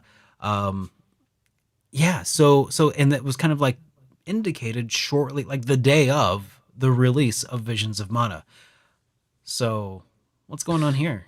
Yeah, so this is not like announced But I think NetEase has already quietly admitted that this is happening because they've already said something along the lines of we're constantly, reevaluating the landscape and we're constantly shifting our resources. So, which is a very corporate thing to say, of course. And so I mean, the only reason why they kept the studio alive is probably out of like contractual obligation to finish releasing Vision of Mana. And as soon as that is done, and any remaining work, they may just close it.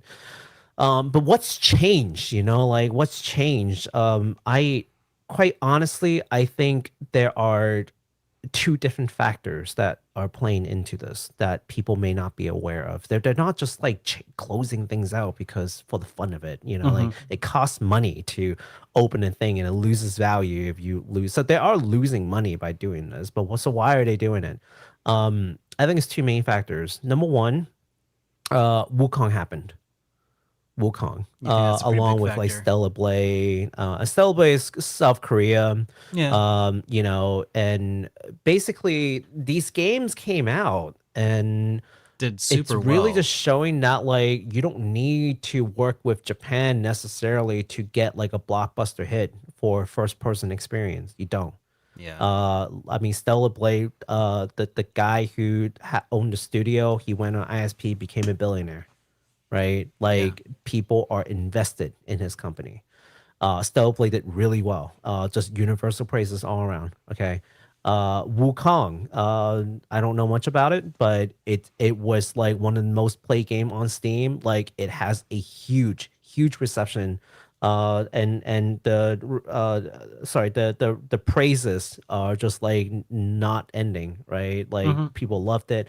And so that's one factor, like, because if I'm a company and I don't necessarily need to keep investing in Japan, maybe I won't, right? Like I just need to invest in China. And quite honestly, China, if I can find these like young developers, they are way cheaper than Japan. That's just reality. Is the Yeah. wages in China is cheaper even for even for technical workers. Okay, so Yeah. because as soon as you think China, you're thinking factory, right? You're thinking Foxconn or something, right? You're thinking, putting iPhones together. And yes, like those I mean, there is some factory of that, workers, but yeah, not like necessarily. quote unquote low skill workers are inexpensive, relatively speaking, right? Factory workers. But what else is cheaper is actually even programmers are cheaper in China. Any kind of technical workers are cheaper in China. So if they can make Wukong, then why don't I just make another Wukong back in China, right? So that's Yeah. one. The other thing, which is a little bit more political, that I don't know if people are aware of. So I want to explain this because maybe people don't know the situation. The situation in China is really bleak right now. I don't know if people may not follow this, but I follow it because it's my people. So the housing market is just like stagnant in China, with one of the largest, I think it's called Evergrande, one of the largest land Oh, developer filed for Evergrande. bankruptcy. Yes. Yeah, it's a huge deal. They've been like a zombie company for years now. Well, zombie buildings. Yeah. They would just have like the shell, and then like they won't finish it, right? Oh, but I mean, like this company's been like on the verge of like they should have been bankrupt a couple years Yeah. ago, Yeah, but it's has bad. been propped up. So anyway, go ahead. Yeah, so the economy is not going well, and like you also have like a bunch of kids. I mean, look at what happened in the States back in like 2009, right? You have bunch of kids, and I was one of those kids coming out of college, and I couldn't. It's hard to find a job because the recession. So Yeah. similar things happening to China right now, where like there's a flood of kids every year who graduate from college, who were basically promised if you go to college and you compete and you do well, you will come out and you have like a cushy tech job. That's not true. Yeah. No longer true. So these big tech companies are incentivized by the Chinese government to withdraw investment and bring it back home. So, and I know people are like, oh, this is a scummy move. And you will never hear me defend giant Chinese tech companies on being scummy. Sure. But I do want to throw that out there. It's like, yes, there is a actual reason why this makes sense for them. And that's my insight. Looking at the economy and the trend over there, like this is probably the reason why they're closing. And what that also means is they're probably going to close up additional companies Additional moving forward operations, yeah. in the near future. Yeah, because it doesn't make sense for them to invest in Japan anymore, right? With especially with yen bouncing back, like no, it doesn't make sense. Just invest back home. We have plenty of inexpensive, fresh out of college kids who would love to have a job and do stuff. Why not? So that's not surprising to me. What I am curious to see, though, and I also added it to the note. What I'm interested to see is whether or not Square Enix may actually pick up Ouka Studio. That's the big question. Yeah. Yeah. I was curious about I- that as well. I'm intrigued to see whether or not they would do that. Or I mean, it could either be Square Enix or like another conglomerate, like what was it? Who are the people who acquire? Oh, Kodansha, I think it's Kodansha. no. Karakawa? Kodakawa. Yeah. Yeah, one of those. But like, yeah, they might do it. So. And the reason why I bring this up is because, hey, if you guys don't remember Tango Gameworks, guys? Tango Gameworks, the people who made like Hi-Fi something. Hi-Fi Rush. Kadokawa, there you go. Thank you. Yeah, Hi-Fi Rush. You know remember how we were like trashing Microsoft? And now see, Microsoft, they had no reason of doing this. But we're trashing Microsoft for closing them down, right? Well, guess what? Someone came by and swooped that up, right? Crafton, which no one has heard of. I guarantee. Well, I guarantee, but I was like, is will that the cheese wager- company? Huh? It's like Crafton. Is that the cheese company? Cheese company? No, sorry, sir. That's Kraft cheese. Oh, okay. Not Kraft on. Oh, okay. That's Kraft off. No lie, I thought the same thing when I heard Crafton. I was like, Crafton? Is that like Kraft cheese? Like what? Right, Like, yeah. what they doing with Tango Gameworks? Yeah, but they're the PUBG publisher. They picked up Tango Gameworks from Microsoft. Like that's not unthinkable. So it might not be the end So for Square Ouka Enix Studio. could do this, yeah. Yeah, I mean, one way or another, even if the studio is close, remember the studio is made of people. Yeah. So And the people can be as long- picked up. And Yeah, I hired. mean, Square Enix could just pick up the people and just be like, I don't need the studio. Like they just work internally. Yeah. So don't feel like these people are just out of work and they're down in their lucks and like no one will pick them up. I don't think that's the reality. The reality is they're probably getting headhunted by Square Enix, if not another company who is trying to ruin Square Enix as like a strategic move. There's also a strong possibility. I mean, Kadokawa. the video game companies generally work with a lot of contract employees, so it's for a lot of people who are probably in Ouka Studio. It's probably not too terribly different. Yeah, no, I don't think they're The job like was down on done. their lucks and living on the streets. Like they'll be fine. Yeah. Yeah, I mean, I'm sad that Ouka has to go, but I'm kind of also relieved that maybe we're running into less influence from like a Chinese tech giant. So I'm kind of like half and half on this. Like I'm not upset about this at all. Like I feel a lot different about like Tango Gameworks was very different because they just made this amazing thing. It wasn't just that they developed it, it was like a complete in-house thing from like concept to execution. Yeah. And they won all these awards and then they got like laid off. Yeah. Like It's not they quite the found out same when degree everyone of found out. Yeah. It's not This is quite the same different. degree as Backstabby. Yeah. Yeah. This is different. This Still is like not a great. slow... Still not great, but not Yeah. Backstabby-ish. Yeah, they've been cutting staff like over time and like they're slowly writing this off. But if they're slowly doing this, that means that people are slowly picking up these same staff as well. So I'm just not as upset given the circumstances. Yeah. Well, hopefully, hopefully, if Trials, Visions of Mana, rather, if that continues to sell well, Yeah, I don't see why Square Enix wouldn't. So far, the Pick them up. rating's pretty good. So That's what I've I got hear. I hopes. hear, you know, I was listening to this podcast, Mhm. JRPG news podcast, where this one guy had been playing a bit of it, and he sounded like he was really enjoying his time with it so far. Yeah, I'm excited I to think see his the name was future Baku. of mana games, where they are not, treated like sad like stepchild of Enix, and given like the proper respect that it deserves, because this is a brilliant universe, beautiful art aesthetics that unfortunately for the last like maybe 20 years they haven't really seen like any breakout hits, but it's coming, I can Yeah. feel it. All Well, right, sir. how long has this been going on? This whole stream. Has it really been? Well, before we wind down, we still have quite a few super chats and stuff that have come We in throughout the do. day. Yeah. Okay.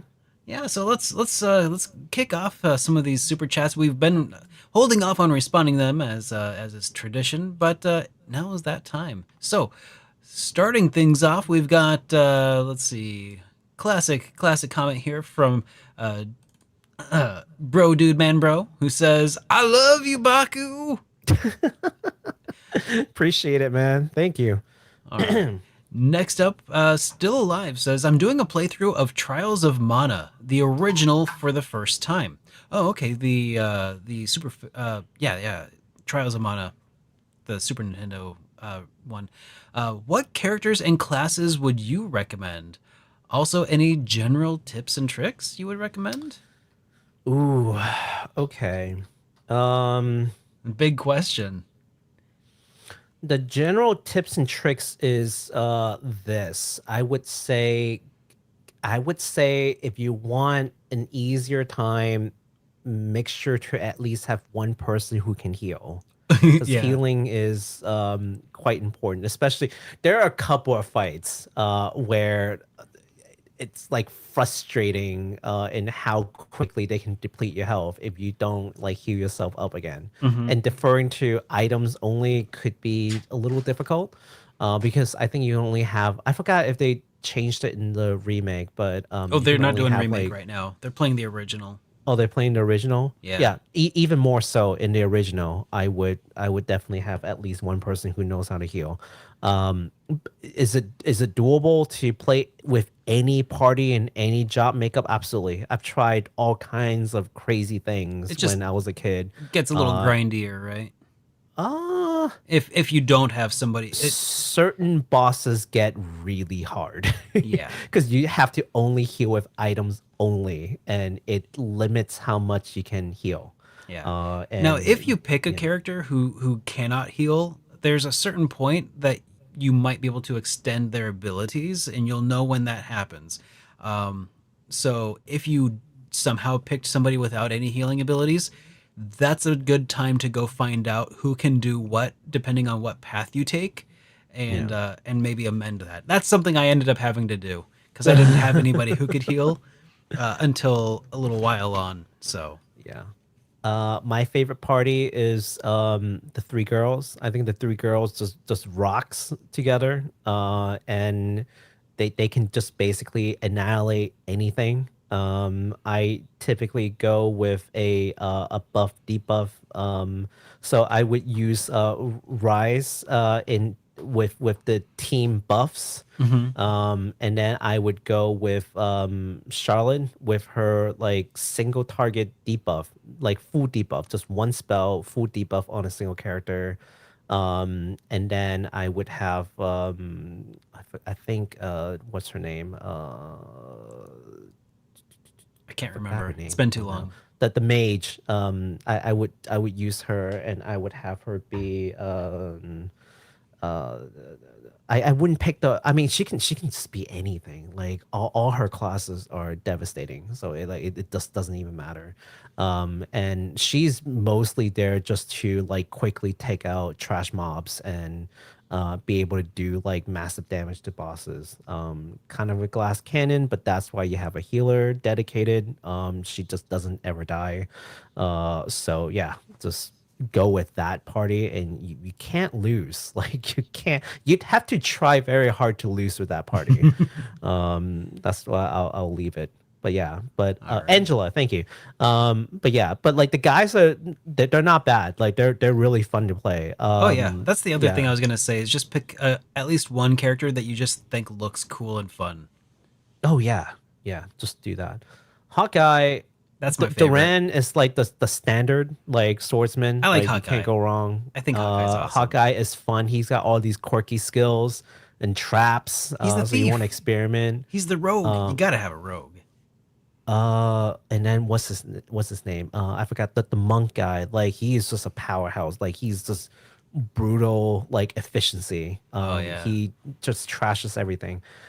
So yeah, there you go. They're all great. Kevin, thank you. Yeah, they're all great. I love the game. In how you can play it in any given way. You can play it another twice. tip- One, you play it with all dudes and then all girls. Yeah, you can Do do that. Or two different runs. Get all the stories. yeah, the one tip is that like whoever you pick as the first character, that's the main character who's like determines what final boss you will fight. So just keep that in mind. So just make sure whoever like the first one you pick is Yeah. what you really want to follow the story of. You also watch that person's like beginning story first and play through it. So you're gonna have a more intimate, connection with that first character you pick. So it's not all three are the same. Like whoever you pick first is the main character. Yeah. So yeah. All right. Next up from Anthony H. They say, I love RPGs. I wish I had more time in a day. Maybe I could take a vacation for 10 days and play Visions of Mana. What do you think? I think you should just take 10 days of vacation period. Yeah. Vacation time is, if you have 10 days of vacation time, spend it. Vacation time that you don't take is money left on the table. And some places will like pay it back at halftime, but as far as I see it, like, no, don't sell your vacation time back. Take it for the full value as a full day off and enjoy life, I'm going on vacation for 3 weeks at the end of the year. Hey. That's Yeah. awesome. Going to Vietnam and Thailand. Look and live like kings. Oh, I should send you pictures of the places we booked, man. It's freaking crazy. And Sounds then awesome. you wouldn't believe how much how How little not we're much. paying. Yeah. Like you wouldn't believe how little we're paying for it. Yeah, I'll send you some pictures later. I would totally go, except I have a suspicion that Vietnam would probably not be very great for an American to go to at No? this point. No? No, They don't Vietnam hate us. They don't hate our guts over there right now. No, I mean I'm Chinese and American. Like I know for you. I'm saying for me. Oh, no, I'm saying that's even worse. Oh, I see what you're saying. Yeah, I'm like that's even worse, bro. I got you. Yeah, no, Vietnam nowadays I think it's not even remotely the same as how it used to be. Yeah, They're not as concerned. And okay. yeah. Okay. And Thailand's always nice. So Oh yeah. Yeah. All right. So Eagle Knight responded to a rant that we were on. Well, actually, before I move on, Anthony Nelson dropped a couple of really cute fox stickers. Anyway, okay, so or Anthony you. H and then Anthony Nelson. So thank you for those. But then Eagle Knight says, "What's a cushy tech job and where can I find one?" But they spelt it with a K. well, I mean, California certainly has a couple of those. I mean, Yeah. off yeah, the books. Yeah, Mm-hmm. yeah. Just remote work. You'll be fine. I was gonna say, being in a tech job here in Kansas doesn't quite feel as cushy as it could in other parts of the country, but yeah. Yeah, they exist. They exist. Next up, Yum Game says, well, Tencent Chinese Holdings owns a lot of companies like Marvelous, Riot Games, Epic Games, Shift Up, and Ubisoft. So yeah, they're an investment company, though, right?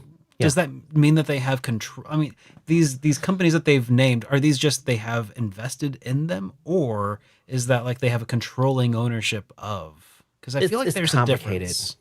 It's complicated. Tencent and NetEase are the two biggest like tech giants in like they're like Google and Microsoft. Like if you want to have like an analogy, they're not exactly, but if you can imagine them as such, right? Yeah, they're not one to And one, but they dabble in all kinds of things. Okay, and the percentage of ownership varies, right? Some things they own, some things they have shares in, so it's not quite the same. The point is they have influence, right? Yeah. So, and I think we talked about it in previous I shows. think we might have talked about it in the Yeah. context of like also Saudi. Yep. Saudi. Saudi What was is similar. What was that company that was You mean Nintendo? owned? No. There was a Saudi company that bought a big stake in something recently. Oh, God, I can't remember it anymore. You sure it's not Nintendo? It may have been Because they own like a fairly large share of Nintendo. Yeah. But they've invested in a very large share of Nintendo. And I think that we were talking about our concerns of the fact that basically transforms into influence, because then you can say, well, if you don't do things that make us happy, then we will just sell, dump all of our shares. Yeah. And then your stock price will plummet. And yeah. Yep. Embracer Group, that's the one. That's the Saudi one that I was thinking of. Yeah, I mean, there's a lot of that. And, as far as like an investment's concerned, like just remember, guys, like short of independent companies and like truly indies, like all of these companies are beholden to their stakeholders and shareholders, or shareholders more like. You can say, you can profess your love for Square Enix all you want, but at the end of the day, it's a publicly traded company. And by publicly traded, I mean like foreign investors can also trade in that by large volumes, and they can have some stake in it that they leads to decisions that you may not like. It's just reality of things is what it is.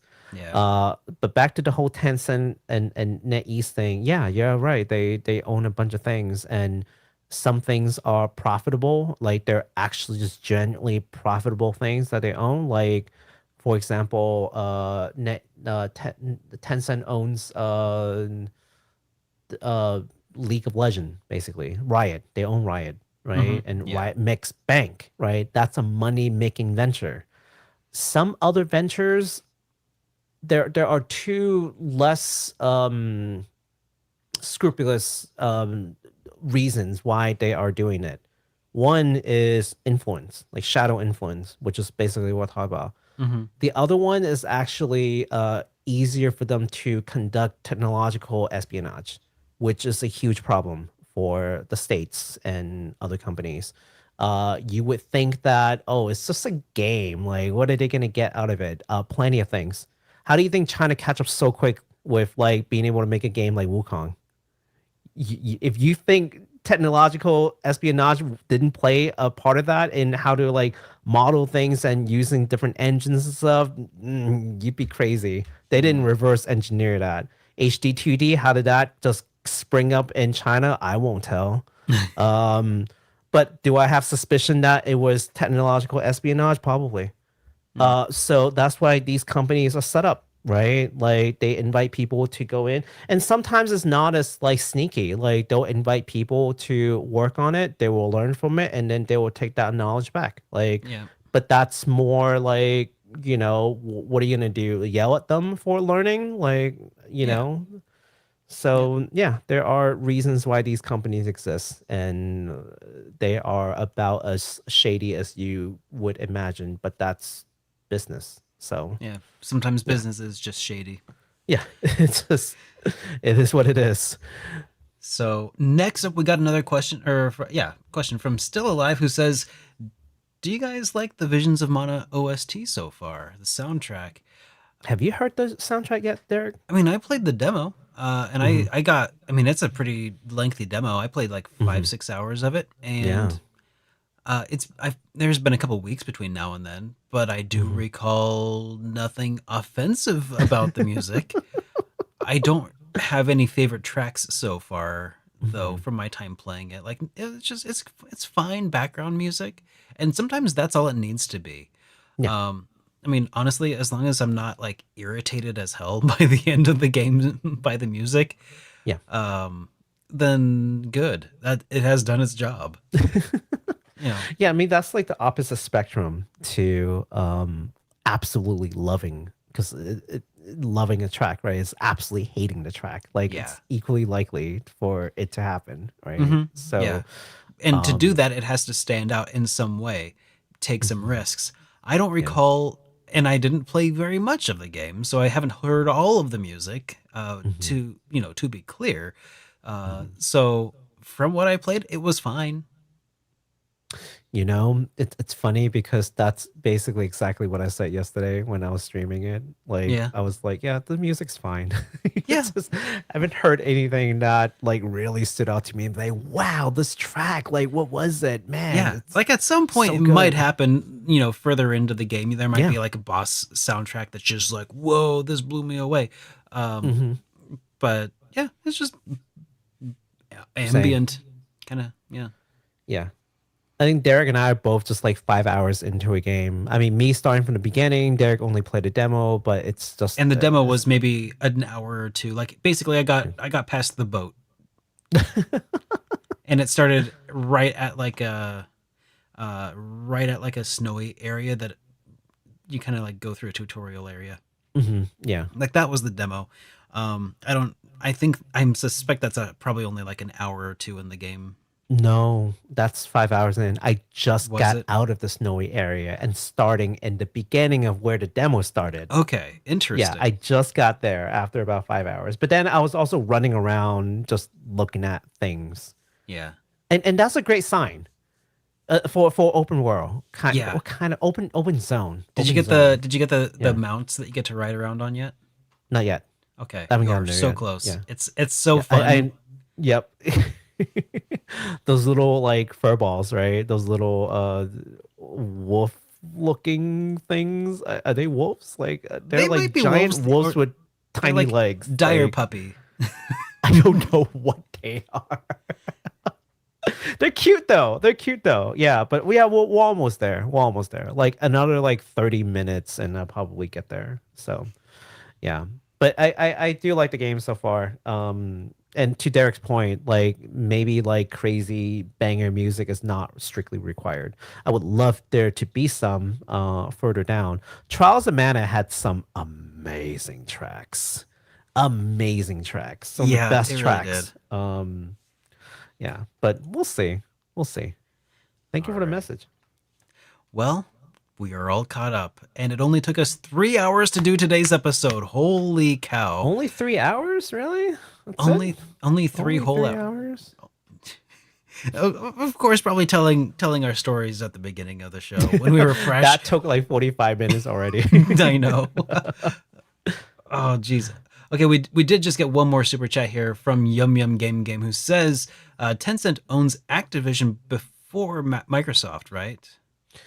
I don't know Yeah. personally, because I don't follow Western studios because they don't make games that I play. Like I don't play anything Activision. Yeah. I can't think of any game that I would play from Activision Blizzard that I would play. StarCraft. No. I mean, I played StarCraft back in the day. That's the Yeah, only back one. in the day, yes. But like Yeah. talking about like in That's- 2024, what are they releasing that I would play? Zero things. It wasn't in my wheelhouse, yeah. Yeah. That's the only reason why I don't like follow it. Not to like dismiss the question. Like Yeah. it's just not Diablo things I wasn't really follow. my thing. Yeah. But if Yeah. they start investing in Nintendo and start collaborating with like Square Enix, like Studio Ouka, or start like poaching people from RGG, which they totally have done, okay? Yeah, then I care. Then you've got me on alert because like you're about to mess with like my territory of things, okay? So, but Activision, whatever, like live or die, I don't care. Like I genuinely have no no concern for Activision. If like Especially the after company like all closed the down negative tomorrow, press I'm they like, got. okay, you know, like Yeah. sure. All right, folks. Well, I think that about does it for our show today. Thank you so much for watching. If you enjoyed today's show, please be sure to give it a like or follow on whatever platform it is that you're currently enjoying us on. We also, upload podcast episodes to Apple Podcasts and Spotify and all that good stuff. So go check it out if that's your cup of tea, and we appreciate ratings and such. It really does actually help us grow, especially if you go over to the HitPoint YouTube channel, where we also have all of our VODs available that you can listen to and watch after the fact. That's also super useful. Anthony H also says, have a great week, guys. Thanks for the show. Thank you so much. Thank you. All right, guys. Have a great rest of your night, and and I hope you enjoy your holiday. We'll see you on the other side next weekend. I hope. Long weekend, everyone. Woo! All right. Wait. Where's the Hippo button? stickers. Where's the Woo! button? Okay. Bye. Bye.